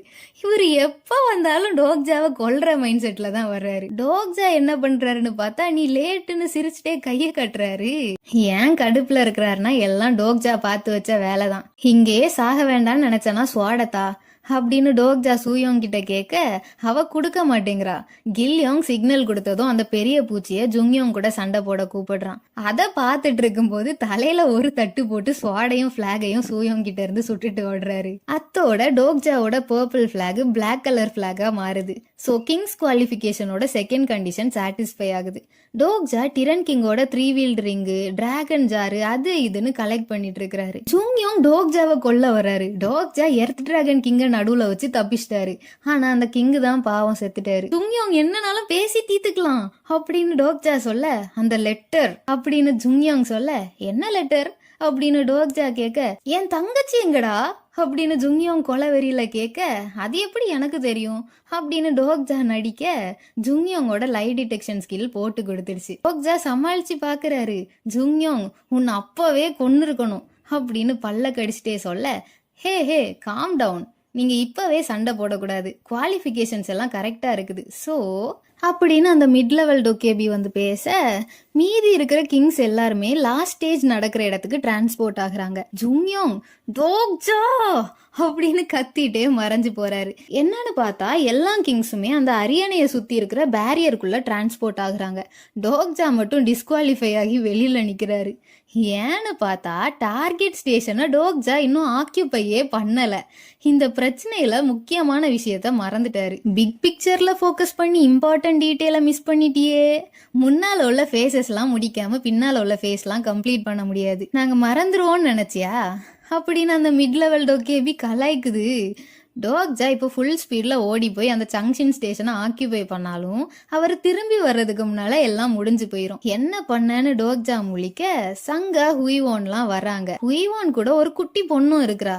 அவ வேற, என் அண்ணன் நிஜமாவே இங்கதான் இருக்கிறாரா, எனக்கு பசிக்குது அப்படின்னு சொல்ல, நீ ஏன் ஹுய்வோன் இங்க வந்த, நான் உன்னை ஜங்ஷன் ஸ்டேஷன்ல தானே வெயிட் பண்ண சொன்னேன் அப்படின்னு டோக்ஜா கேட்க, எவ்வளோ நேரம் தான் நான் அங்கேயே வெயிட் பண்றது, இவ வேற காலையில இருந்து ஒண்ணுமே சாப்பிடல, உனக்கு உன் தங்கச்சி மேல கொஞ்சம் கூட அக்கறையே இல்லையா அப்படின்னு ஹுய்வோன் திட்ட, இவன் ஒன்னும் என் அண்ணன் இல்ல, இவன் என் அண்ணனை விட அசிங்கமா இருக்கிறான், ரொம்ப அசிங்கமா இருக்கிறான் அப்படின்னு அந்த குட்டி பொண்ணு சொல்ல, எது இவ உன் தங்கச்சி இல்லையா, அப்ப இவ யாரு, ஏமா நீ யாருமா அப்படின்னு ஹுய்வான் அந்த குட்டி பொண்ணுகிட்ட கேட்க, அவ பசிக்குதுன்னு சொல்றா.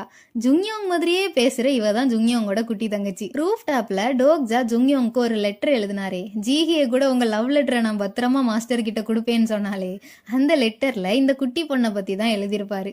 அதனாலதான் ஜுங்யோங் நார்த்துக்கும் போயிருப்பாரு. அங்க போய் தங்கச்சிய காணாத உடனே தான் டோக்ஜா மேல கொலை வெறியில வந்திருக்கிறாரு. தங்கச்சிய காரணம் காட்டி ஜுங்யோங்க போட்டியில இருந்து விட்டு கொடுக்க வச்சிடலான்னு பிளான் போட்டிருப்பாரு. ஆனா இப்ப ஜங்ஷன் ஸ்டேஷனை கேப்சர் பண்ணாதனால எல்லாமே நாசமா போச்சு. டோக்ஜா அழுதுட்டே ஜங்ஷன் ஸ்டேஷனுக்கு கிளம்ப, எதுக்கு ஜங்ஷன் ஸ்டேஷனுக்கு போற அப்படின்னு டோக்ஜாட்ட ஹுய்வான் கேட்டுட்டு அந்த குட்டி பொண்ணுகிட்ட எதையோ தர சொல்றாங்க.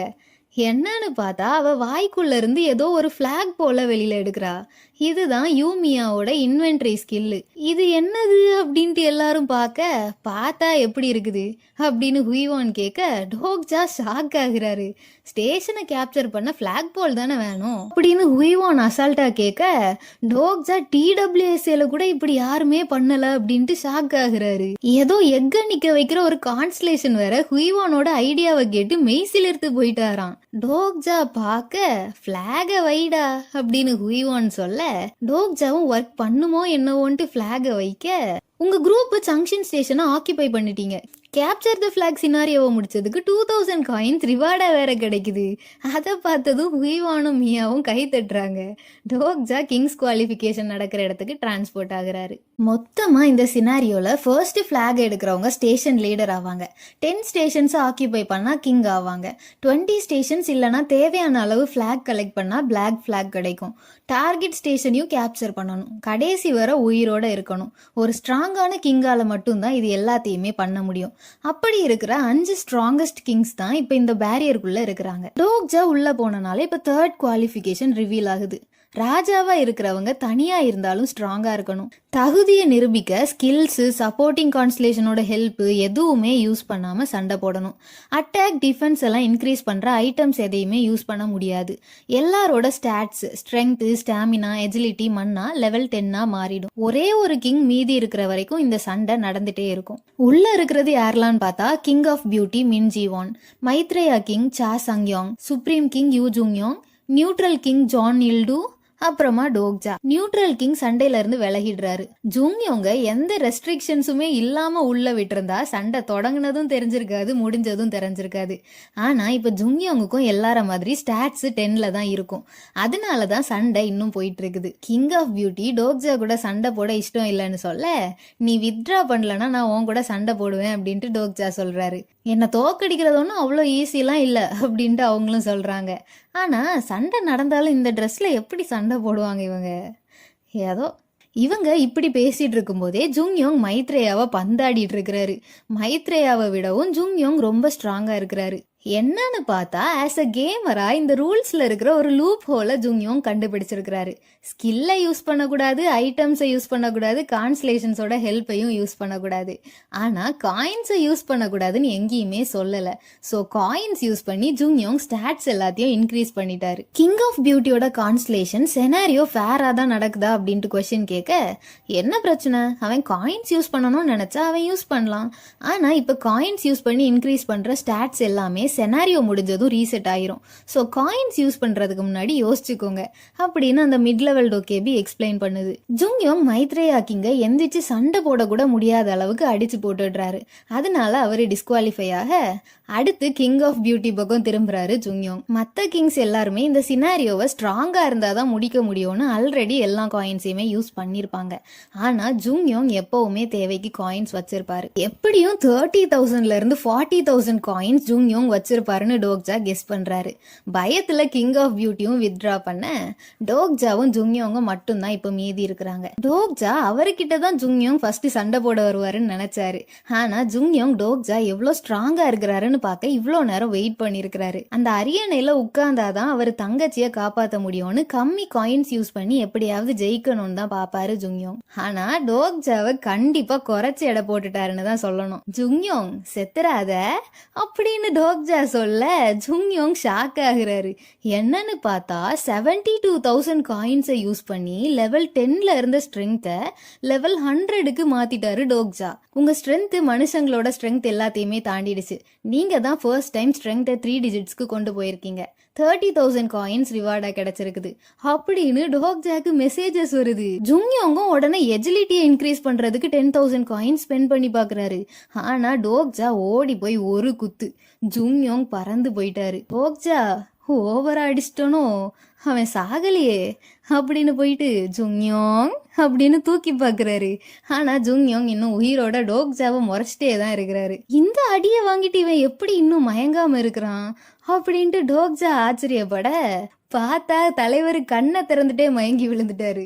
டோக்ஜாவும் இப்ப மட்டும்தான் என்னால ஒன்னு அடிக்க முடியும் அப்படின்ட்டு, இதுக்கு தான் என்ன பார்க்கும் போதெல்லாம் கொன்னுருவேன்னு மிரட்டக்கூடாதுன்னு சொல்றது புரியுதா அப்படின்னு சொல்லிட்டு கன்னத்துல 4 போடுறாரு. சுப்ரீம் கிங் ஜுங்யோங்கால இனி சண்டை போட முடியாது அப்படின்னு மெசேஜ் வருது. டோக்ஜா ஜெயிச்சிட்டாரு. ஸ்டாட்ஸ் எல்லாம் பழையபடி மாறுது. பேரியர் மறையுது. Constellation prisoner of the golden headband எண்டிங்கை பார்த்து சாட்டிஸ்ஃபை ஆயிட்டாரு. கான்ஸ்லேஷன் சீக்ரெட் டு பிளாட்டர் கை தட்டுறாரு. Constellation demon like judge of ஃபயரும் இம்ப்ரெஸ் ஆகிட்டாங்க. டோக்ஜாக்கு 4,500 காயின்ஸ் கிஃப்டா வருது. Constellation lady of the sleeping prosite கொலை நடுங்கி போயிட்டாங்க.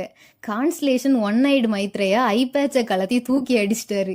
கான்ஸ்லேஷன் த லார்ட் ஆஃப் ஹனம் டோக்ஜா தான் எல்லாத்துக்கும் காரணம் அப்படின்னு சொல்றாரு.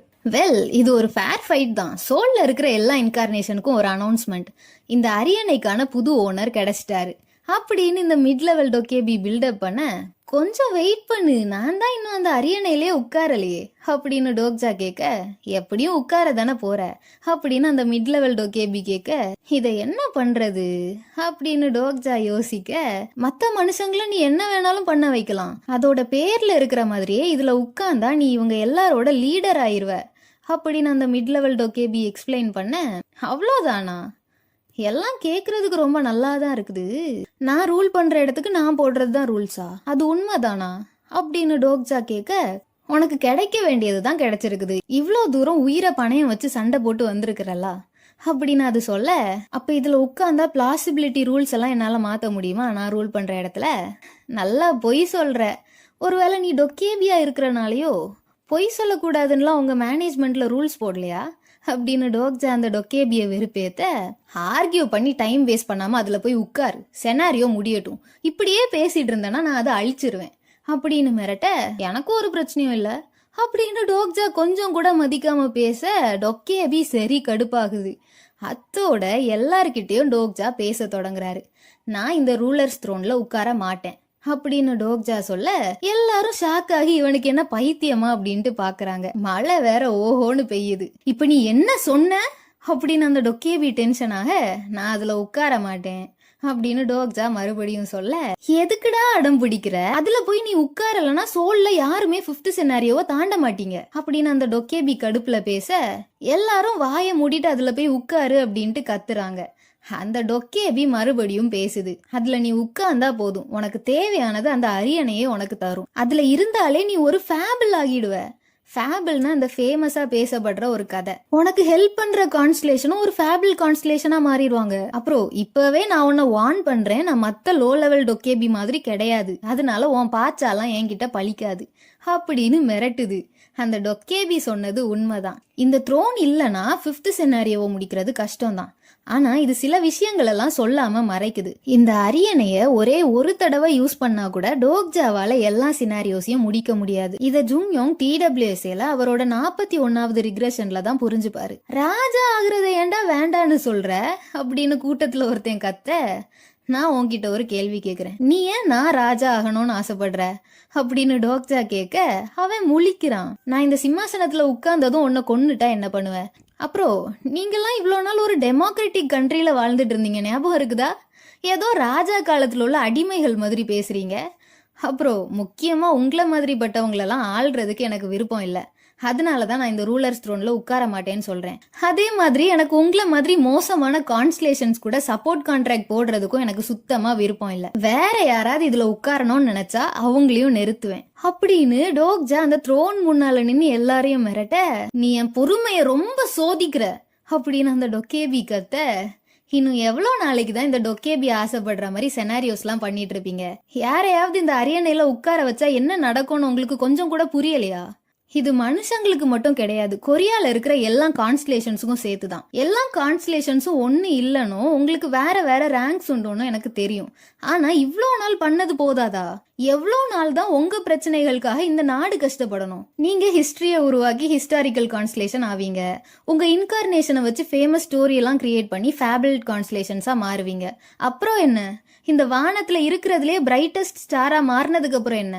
எவ்வளோ நாள் தான் உங்க ஆசைகளை நிறைவேற்றுறதுக்காக உங்க வாரிசுகள் கஷ்டப்படணும் அப்படின்னு டோக்ஜா எமோஷனலா பேச கான்ஸ்டலேஷன் ஒன் நைட் மைத்ரேயா சிந்திக்க தொடங்குறாரு. Constellation lady of the sleeping prosite அமைதி ஆகிடுறாங்க. உன்னை இதுக்கு மேல பேச விட முடியாது அப்படின்னு சொல்லிட்டு அந்த டொக்கேபி ஒரு சொடக்கு விட ஒரு புது சப் செனாரியோ வருது.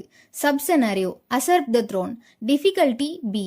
செனாரியோவை முடிக்க த்ரோன்ல உட்கார மாட்டேன்னு சொல்ற இந்த கிம் டோக்ஜாவை அடக்கிட்டு நீங்க அந்த த்ரோன்ல உட்காரணும். Time limit 30 minutes, reward 6000 coins, penalty கிடையாது. அதை பார்த்ததும் நானும் ராஜா ஆகலாமா அப்படின்னு எல்லாரும் டோக்ஜாவை கொல்ல ட்ரை பண்ண, என்னை தாண்டி முடிஞ்சா அவனை தொடுங்கடா பாப்போம் அப்படின்னு ஹுயிவான் டோக்ஜா முன்னால வந்து நிக்கிறாங்க. அதை பார்த்துட்டு டோக்ஜாவே ஷாக் ஆயிடுறாரு. இன்சோப் வந்துட்டு சில நேரம்லாம் ஜுங்யோங்க விட உன்னை பார்த்தாதான் TWSயோட மெயின் கேரக்டர் மாதிரி இருக்குது அப்படின்னு சொல்ல, ஆமா அவன் இப்படி லூசுத்தனமா எதுவும் பண்ண மாட்டான் அப்படின்னு சொங்குக்கும் சொல்ல, 2 பேரும் டோக்ஜா பக்கம் வந்து சண்டை போட ரெடியா நிக்கிறாங்க. உலகம் எப்படி மாறினாலும் சில வேல்யூஸை கைவிடக்கூடாதுன்னு தான் நான் நம்புறேன் அப்படின்னு சொல்லிட்டு சங்காவும் டோக்ஜாக்கு சப்போர்ட் பண்ண வர்றாங்க. கிங் ஆஃப் பியூட்டி அப்புறமா மைத்ரேயா கிங்கும் அவங்களோட ஆட்கள் எல்லாரையும் கூட்டிட்டு டோக்ஜாக்கு சப்போர்ட் பண்றதுக்கு வந்து நிக்கிறாங்க. இந்த ஒரு தடவை நான் உனக்கு ஹெல்ப் பண்றேன் அப்படின்னு ஜீவான் சொல்ல, நீ சொல்றது சரிதான், உன் மைண்டை ரீட் பண்ணதுல எனக்கு தெரிஞ்சு போச்சு அப்படின்னு மைத்ரேயா சொல்ல எல்லாரும் சண்டை போடுறதுக்கு ரெடி ஆகுறாங்க. ஒத்த கண்ணு ஃபார்ச்சூன் டெல்லரை பார்த்ததும் ஹுயிவான் அந்த கேப்லயும் ஷாக் ஆகுறாங்க. எவ்வளோ முடியுமோ அவ்வளோ நெலிங்க புழுக்களா, என்னடா பண்றீங்க, சீக்கிரம் அவங்கள முடிங்க அப்படின்னு அந்த டொக்கேபி கத்த பெரிய சண்டை தொடங்குது. மறுபடியும் டோக்ஜா பிளான் வச்சிருக்க தானே, நாங்கெல்லாம் என்ன பண்ணணும் அப்படின்னு ஹுயிவான் கேட்க, எப்படியாவது எனக்கு கொஞ்சம் டைம் தாங்க, நான் இந்த சிம்மாசனத்தை அழிக்கணும் அப்படின்னு டோக்ஜா சொல்லிட்டு மேலே ஏறி போறாரு. டோக்ஜாவை பார்த்ததும் அது ஃபாரின் டீமன் டிகாபிட்டேட்டர் அப்படின்னு ஒருத்தன் கத்துறான். டோக்ஜா மறுபடியும் அந்த டிஸ்கை யூஸ் பண்ணி ஏதோ கான்ஸ்டலேஷனை கூப்பிட ட்ரை பண்றாரு. எந்த கான்ஸ்டலேஷனடா கூப்பிட போறாருன்னு பார்த்தா ஒண்ணு இல்ல, 7 கான்ஸ்டலேஷன்ஸை கூப்பிடுறாரு டோக்ஜா. அந்த டொக்கேபிக்கு கோவத்துல என்ன பண்ணனே தெரியல. First star of big dipper Tamlang, the second star of the big dipper Geomun, the third star of the Big Dipper, Nokjon, the fourth star of the Big Dipper, Mungok, the fifth star of Big Dipper, Yeonjong, the sixth star of the Big Dipper, Mugok. அப்படின்னு 6 கான்ஸ்டலேஷன்ஸை டோக்ஜா கூப்பிட 6 கான்ஸ்டலேஷன்ஸும் டோக்ஜாவை பார்க்கறாங்க. உன் மனசுல நீ என்ன நினைச்சிட்டு இருக்கிற? எங்க எல்லாரையும் நீ கூப்பிட்டனா உன் மைண்டு கம்ப்ளீட்டா அழிஞ்சு போயிடும். எதுக்கு எங்களை கூப்பிட்ட? ஏன் இந்த முள் பாதையில நடக்கிற ஒரு ஈஸியான பாதை இருக்கும்போது அப்படின்னு அந்த கான்ஸ்டலேஷன்ஸ் கேட்க டோக்ஜாவோட வாயில இருந்தெல்லாம் ரத்தம் வருது. 6 கான்ஸ்டலேஷன்ஸோட பவரை டோக்ஜாவால தாங்க முடியல. 6 கான்ஸ்டலேஷன்ஸ் வந்துட்டாங்க, ஆனா டோக்ஜாக்கு அந்த 7வது கான்ஸ்டலேஷனோட ஹெல்ப்பும் வேணும். ஆனா அந்த டிஸ்கை இனி யூஸ் பண்ண முடியாது. மொத்தமா 7 டைம்ஸ் தான் அதை யூஸ் பண்ண முடியும். ஆல்ரெடி அந்த 15th ஹொராங் லீடரை கூப்பிட யூஸ் பண்ணனால இப்ப அவரால் 7வது கான்ஸ்டலேஷனை கூப்பிட முடியல. என்ன பண்ண போறாருன்னு பார்த்தா அந்த டிராகன் ஜாருக்குள்ள டிரன் கிங்கோட 3 வீல் ரிங்கை சாக்ரிஃபைஸ் பண்ணி இன்னும் ஒரு தடவை அந்த டிஸ்கை யூஸ் பண்ற மாதிரி ரீசார்ஜ் பண்றாரு. அது முடிஞ்சதும் the 7th star of the big dipper பாகுனையும் கூப்பிடுறாரு. அத்தோட பிக் டிப்பர் ஒரு ஃபேமஸான ஸ்டார் ஃபார்மேஷன் கம்ப்ளீட் ஆகுது. 7 கான்ஸ்டலேஷன்ஸும் எங்க கிட்ட இருந்து உனக்கு என்ன வேணும் அப்படின்னு கேட்க, எனக்கு இந்த த்ரோனுக்கும் அதோட ஓனருக்கும் நடுவுல இருக்கிற கனெக்ஷனை கட் பண்ணணும், அதனால உங்களோட வாளை எனக்கு தயவு செய்து கொஞ்ச நேரம் தாங்க அப்படின்னு டோக்ஜா சொல்ல, அப்படி பண்ணா என்ன நடக்கும்னு உனக்கு தெரியுமா அப்படின்னு அந்த கான்ஸ்டலேஷன்ஸ் கேட்க, தெரியும் அப்படின்ட்டு டோக்ஜா சொல்றாரு. 4th சினாரியோட ரிவார்ட் இந்த த்ரோன். அதோட யூசருக்கு டார்க் டைமென்ஷன், வேற டைமென்ஷன்ல இருக்கிற ஒரு ரூலரோட பவர்ஸை தரும். இப்போதைக்கு அந்த பவர்ஸ் இருக்கிறது நல்லா தான் இருக்கும். டோக்ஜாவால ஜுங்கியோங்க கண்ட்ரோல் பண்ண முடியும், டோக்ஜாவை கொல்ல ட்ரை பண்ற இவங்க எல்லாரையுமே ஸ்டாப் பண்ண முடியும். ஆனா அப்படி ஒரு பவரை வேற டைமென்ஷன் ரூலர் கிட்ட இருந்து கடன் வாங்கினா இந்த உலகமே அழிஞ்சு போயிடும். இதை எப்படி சிம்பிளா சொல்ல, இந்த வெள்ளைக்காரங்கெல்லாம் நம்மள ரூல் பண்ணாங்கல்ல, அது மாதிரி தான் வெள்ளைக்காரங்க சில ராஜாக்களுக்கெல்லாம் ஹெல்ப் பண்ணி சிம்மாசனத்துல உட்கார வச்சாங்க. எக்ஸ்பிளிசிட்டா வெளியில சொல்லலைனாலும் அவங்க அதுக்கப்புறமா அந்த வெள்ளைக்காரங்க சொல்றத தான் கேட்கணும். அது மாதிரி தான் இதுவும். வேற டைமென்ஷன்ல இருக்கிற ஏதோ ஒரு பவர்ஃபுல்லான ரூலரோட பவர் டோக்ஜாக்கு கிடைக்கும். ஆனா அந்த பவரை எல்லாராலையும் தாங்க முடியுமா? தெரியாது. இப்ப இந்த கான்ஸ்டலேஷன்ஸோட பிளஸ்ஸிங்கே வேற யாராவதா இருந்தா வாயில இருந்து ரத்தம் என்ன பைத்தியம் பிடிக்கிறது இல்ல செத்து கூட போயிருப்பாங்க. அந்த வேற டைமென்ஷன்ல உள்ள ரூலர் மனுஷங்க நல்லா இருக்கணும்னு நினைப்பாங்களா? வாய்ப்பு ரொம்ப கம்மி தான். சோ எல்லா மனுஷங்களும் வேற உலகத்துல இருக்கிற ஏதோ ஒரு பவர்ஃபுல் பீயிங்க கீழே இருக்கிறது நல்லதா? கண்டிப்பா கிடையாது. போர் அடிச்சா எல்லாரையும் கொண்டு இந்த இடத்தையே அழிக்கணும்னு நினைக்க வாய்ப்பு இருக்குதா? 100%. அதனாலதான் டோக்ஜா அதுல உட்கார மாட்டேனும் வேற யாரையும் அதுல உட்கார விட மாட்டேனும் சொல்றாரு. சோல் இல்லைன்னா இந்த கொரியா அழிஞ்சு போச்சுன்னா கூட சேர்ந்து ஜுங்கியோங்க செத்து போயிடுவாரு. மெயின் கேரக்டர் இல்லாத உலகத்துக்கு என்ன ஆகும் தெரியாது. அதனாலதான் இந்த த்ரோன்ல யாராவது உட்கார்ந்தா உலகமே அழிஞ்சு போயிரும் டோக்ஜா சொல்றாரு. கான்ஸ்டலேஷன்ஸ் கூட இதோட ஓனரை பகச்சிக்க மாட்டாங்க. ஒரு சாதாரண மனுஷன் நீ எவ்வளோ தைரியம் இருந்தா அந்த த்ரோனோட ஓனரை சேலஞ்ச் பண்ணுவேன் அப்படின்னு அந்த கான்ஸ்டலேஷன்ஸ் கேட்க, நான் அவரு கூட சண்டை போட ட்ரை பண்ணல, அவருக்கும் இந்த த்ரோனுக்கும் நடுவில் இருக்கிற கனெக்ஷனை கட் பண்ணணும்னு தான் நினைக்கிறேன், அவ்வளோதான் அப்படின்னு டோக்ஜா எக்ஸ்பிளைன் பண்ண, உன்னால அதோட பிளாசிபிலிட்டியை ஹேண்டில் பண்ண முடியாது அப்படின்னு அந்த கான்ஸ்டலேஷன் டோக்ஜாவை வார்ன் பண்றாங்க.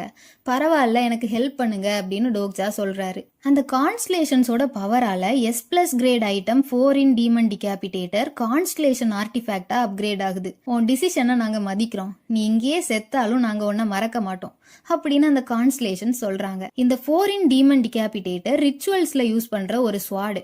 சும்மா சண்டை போட யூஸ் பண்ணா அது ஒரு பொம்மை கத்தி மாதிரி தான். ஆனா இதால மட்டும்தான் ஒரு கான்ஸ்டிலேஷனுக்கும் கான்ஸ்டலேஷன் ஆர்டிஃபேக்டுக்கும் நடுவுல இருக்கிற கனெக்ஷனை கட் பண்ண முடியும். இதுதான் இந்த ஸ்வாடோட உண்மையான பவர். எல்லாரும் அவன் அதை அழிக்க போறோம் அப்படின்ட்டு கத்துறாங்க. ஏன்னா எல்லாரும் இதுல உட்கார்ந்தா மத்த சினாரியோஸ் எல்லாம் ஈஸியா முடிக்கலாம் அப்படின்ட்டு நினைப்பாங்க. அப்படி நம்பிட்டு இருந்தா எல்லா சினாரியோஸையும் முடிக்கவே முடியாது. யாரு என்ன நினைச்சாலும் டோக்ஜா சொல்லணும்னு நினைக்கிற கதை இது கிடையாது. டோக்ஜா அந்த ஸ்வாடை வச்சு அந்த த்ரோனை வெட்டுறாரு. அந்த த்ரோனும் உடஞ்சு போகுது. அத்தோட அந்த த்ரோனுக்கு அதோட ஓனர் கூட இருந்த கனெக்ஷனும் கட் ஆகுது. சப் சினாரியோ முடிஞ்சு போகுது. ஏதோ ஒரு ரூலர் இந்த உலகத்துல நடந்த இந்த திடீர் மாற்றத்தை நோட்டீஸ் பண்றாரு. அந்த டொக்கேபி டோக்ஜாவை போட்டு கண்ணா பின்னான்னு திட்டுது. பிளாசிபிலிட்டியை தாங்கிறதுக்கு ரெடி ஆகிக்க அப்படின்னு அந்த கான்ஸ்டலேஷன் சொல்ல, எனக்கு எதுவும் ஆகாது. ஒரு விஷயம் பிளாசிபிளா இருக்கணும்னா அது ஃபர்ஸ்ட் ப்ராபபிளா இருக்கணும்.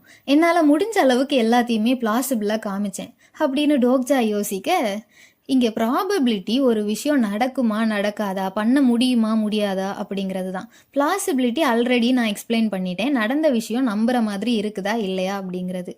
அத்தோட டோக்ஜாக்கு பிளாசிபிலிட்டி பனிஷ்மெண்ட் கிடைக்குது. அந்த டொக்கேபி வேற ஒன்னும் ஆகாம தப்பிச்சிடலான்னு நினைச்சியா அப்படின்னு நக்கலா கேக்குது. டோக்ஜாக்கு உடம்பு ஃபுல்லா ஏதோ பார்ட்டா பிச்சு எடுக்கிற மாதிரி வலிக்குது. வாயில இருந்தெல்லாம் ரத்தமா வருது. எல்லாரும் டோக்ஜா அப்படின்ட்டு கத்துறாங்க என்ன பண்ணன்னு தெரியாம. அப்போ ஒவ்வொரு கான்ஸ்டலேஷன்ஸா வானத்துல இருந்து டோக்ஜாவை பார்க்க தொடங்குறாங்க. நேவல் வார்ஃபேர் கார்டு உங்களை பாக்குறாரு. பால்ட் ஆர்மி ஜெனரல் உங்களை பாக்குறாரு. Last hero of Hansan pole உங்களை பாக்குறாரு. Lady of the sleeping prosite உங்களை பாக்குறாங்க அப்படின்னு மெசேஜஸ் வர வர டோக்ஜாவோட வலி குறையுது. கிரேட் கிங் ஆஃப் ஹங்மு உங்களை பாக்குறாரு.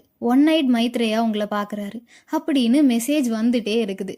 கான்ஸ்டலேஷன்ஸ் எல்லாருமே டோக்ஜாவோட வலியை ஷேர் பண்றாங்க. பிக் டிப்பர்ல உள்ள 7 கான்ஸ்டலேஷன்ஸ், லார்ட் ஆஃப் சுங்ஜாங் அப்படின்ட்டு கொரியால உள்ள எல்லா கான்ஸ்டலேஷன்ஸும் டோக்ஜாக்கு ஹெல்ப் பண்றாங்க. அத பார்த்ததும் இந்த டொக்கேபிக்கு மண்டையில இருந்து புகையா வருது. இதுதான் நீ சொல்லணும்னு ஆசைப்பட்ட கதையா? உன்னை நாங்க பார்த்துட்டே இருப்போம். The king of the world without a king அப்படின்னு அந்த 7 கான்ஸ்டலேஷனும் டோக்ஜாட்ட சொல்றாங்க. டோக்ஜாவை ராஜா இல்லாத உலகத்தின் ராஜான்னு கூப்பிடுறாங்க. ராஜா இல்லாத உலகத்துக்கு எப்படி ராஜா இருக்க முடியும்னு கேட்டா, சிம்மாசனத்துல இருக்கிறவங்க மட்டும்தான் ராஜான்னு கிடையாது. மக்கள் எல்லாருக்கும் ஹெல்ப் பண்ணி மக்கள் நல்லதுக்கு உயிரை கொடுத்து கஷ்டப்படுற ஒவ்வொருத்தரும் சிம்மாசனமே இல்லைனாலும் ராஜா தான். யாரு ஒத்துக்கிட்டாலும் இல்லைனாலும், சிம்மாசனமே இல்லைனாலும், பட்டம் கொடுத்தாலும் கொடுக்கலனாலும் ராஜா ஆகிறதுக்கான தகுதிகள் எல்லாமே அவருக்கு இருக்குது. அதனாலதான் ராஜா இல்லாத உலகத்தின் ராஜா கிம் டோக்ஜா. சினாரியோ திடீர்னு முடிஞ்சு போச்சு. நீங்க இதுவரைக்கும் இல்லாத ஒரு அச்சீவ்மெண்ட்டை அச்சீவ் பண்ணிருக்கீங்க. நீங்க ஒரு புது ஃபேபிள கிரியேட் பண்ணிருக்கீங்க. The fable, the king of the world without a king create ஆயிடுச்சு. அன்எக்ஸ்பெக்டட் ஈவெண்ட்ஸால ரிவார்ட் கால்குலேஷன் முடிய டைம் ஆகும் அப்படின்னு டோக்ஜாக்கு மெசேஜஸ் வருது. எனக்கு அடுத்த ரிக்ரெஷன் எதுவுமே கிடையாது. நான் இந்த உலகத்திலேயே ஸ்டோரியை முடிப்பேன் அப்படின்னு நினைச்சிட்டே டோக்ஜா வானத்தை பாக்குறாரு. நீ அதை பண்ணிருக்கவே கூடாது. நானே பர்சனலா நீ இப்ப பண்ணத வாழ்க்கை ஃபுல்லா ரிக்ரெட் பண்ண வைப்பேன் அப்படின்னு கடுப்புல அந்த டொக்கேபி சொல்ல, டோக்ஜா நான் ஜெயிச்சிட்டேன்ல, அதனாலதான் நீ கடுப்பாகிற. நான் நினைச்ச மாதிரி இந்த சினாரியோல ஒரு ஃபேபிள கிரியேட் பண்ணிட்டேன் அப்படின்னு டோக்ஜா மன நிம்மதியோட சிரிக்கிறாரு. எல்லாருமே டோக்ஜாவை திட்டிட்டு அந்த டொக்கேபி கிட்ட இன்னொரு த்ரோன் தர சொல்றாங்க. அதுல எலெக்ஷன் வச்சு இவங்க எல்லாரும் கிங்க உட்கார வைப்பாங்களாம். அதுக்கு அந்த டொக்கேபி, சினாரியோ முடிஞ்சு போச்சு, யாரு நினைச்சாலும் அதை மாத்த முடியாது. இதுக்கும் மேல உங்களுக்கு என்ன நடந்தாலும் அதுக்கு இவன் தான் காரணம். ராஜா இல்லாத ஒரு உலகம், பாப்போம் என்னதான் நடக்க போகுதுன்னு அப்படின்னு சொல்லிட்டு ஒரு சொடக்கு விட அங்க இருக்கிற எல்லாருமே ஒவ்வொருத்தங்களா மறைஞ்சு போறாங்க. லீடர் இல்லாம எவ்வளவு நாள் தான் உயிர் வாழ்றீங்கன்னு பாப்போம் அப்படின்னு சொல்லிட்டு எல்லாரையும் அது மறைய வைக்குது. We want டோக்ஜா அப்படின்ட்டு கத்துறாங்க. இவ்வளோ நேரம் அந்த பெரிய பூச்சியை கூப்பிட்டனால மயங்கி விழுந்திருந்த கில்லியோங்க அந்த இன்விசிபிள் கிளாத்தை வச்சு மறைச்சு வச்சிருப்பாங்க. அவனை மின்சோபம் சொங்குக்கும் என்ன நடக்குதுன்னே புரியாம தூக்க ட்ரை பண்றாங்க. அத்தோட ஞாபகம் வச்சுக்க, இந்த உலகம் ஒரு நாள் அழிஞ்சு போச்சுன்னா அதுக்கு நீ தான் காரணமா இருப்ப அப்படின்னு சொல்லிட்டு அந்த டொக்கேபி ஒரு சொடக்கு விட எல்லாரும் மறைஞ்சு போறத பார்த்துட்டு டோக்ஜா கடைசியா மறையிறாரு. இந்த டொக்கேபி பைத்தியம் மாதிரி சிரிச்சிட்டு இருக்குது. எவ்வளோ நாள் தாக்கு பிடிக்கிறேன்னு நானும் பாக்குறேன் அப்படின்னு அந்த டொக்கேபி சொல்ல, டோக்ஜா எங்கேயோ மயங்கி கிடக்குறாரு. 4th சினாரியோவை முடிச்சதுக்கு 10,000 காயின்ஸும் ரிவார்டா கிடைக்குது. ஷபாடா, தொண்டை வலிக்க எப்படியோ ரெக்கார்ட் பண்ணி முடிச்சிட்டேன். விரல் வீங்கி கையில இருக்கிற ரிங்கெல்லாம் டைட் ஆகி வலிக்கிற அளவுக்கு டைப் பண்ணியிருக்கிறேன். எல்லா விஷயங்களையும் என்னால முடிஞ்ச அளவுக்கு அண்டர்ஸ்டாண்ட் பண்ணி ரிசர்ச் பண்ணி கரெக்டான வேர்ட்ஸ்ல எக்ஸ்பிளைன் பண்ண ட்ரை பண்ணேன். எல்லாருக்கும் அண்டர்ஸ்டாண்ட் ஆயிருக்கும்னு நினைக்கிறேன். ஏதோ படம் எடுத்து முடிச்ச மாதிரி எனக்கு ஒரு ஃபீல் ஆகுது. ஏன்னா இந்த ரூல்ஸ் அதெல்லாம் பேஸ் பண்ணி தான் இந்த ஹோல் ஸ்டோரி அண்ட் மற்ற செனாரியோஸ் எல்லாமே இருக்கும். ஆம்னிசன்ட் ரீடர் ஸ்டோரியிலேயே இது ரொம்ப இம்பார்ட்டண்ட்டான பார்ட்டு. அதனால தான் டைம் ஆனாலும் பரவாயில்லன்னு இவ்வளோ டைம் எடுத்து பண்ணியிருக்கிறேன். சத்தியமா ஒரு நாள் கூட சும்மா இருக்கவே இல்லை. மறுபடியும் ரீட் பண்ணி அண்டர்ஸ்டாண்ட் பண்ணி ஸ்கிரிப்டே 3 to 4 டேஸா இருந்து டைப் பண்ணியிருக்கிறேன். ஸோ எல்லாரும் அட்லீஸ்ட் லைக் கமெண்ட்டையாவது போட்டு விடுங்க. இதுக்கும் மேலே இவ்வளோ பெரிய வீடியோ போடுவேனான்னு கேட்டா வாய்ப்பு ரொம்ப கம்மி தான். நெக்ஸ்ட் வீடியோல சந்திக்கும் வரை நன்றி, வணக்கம்.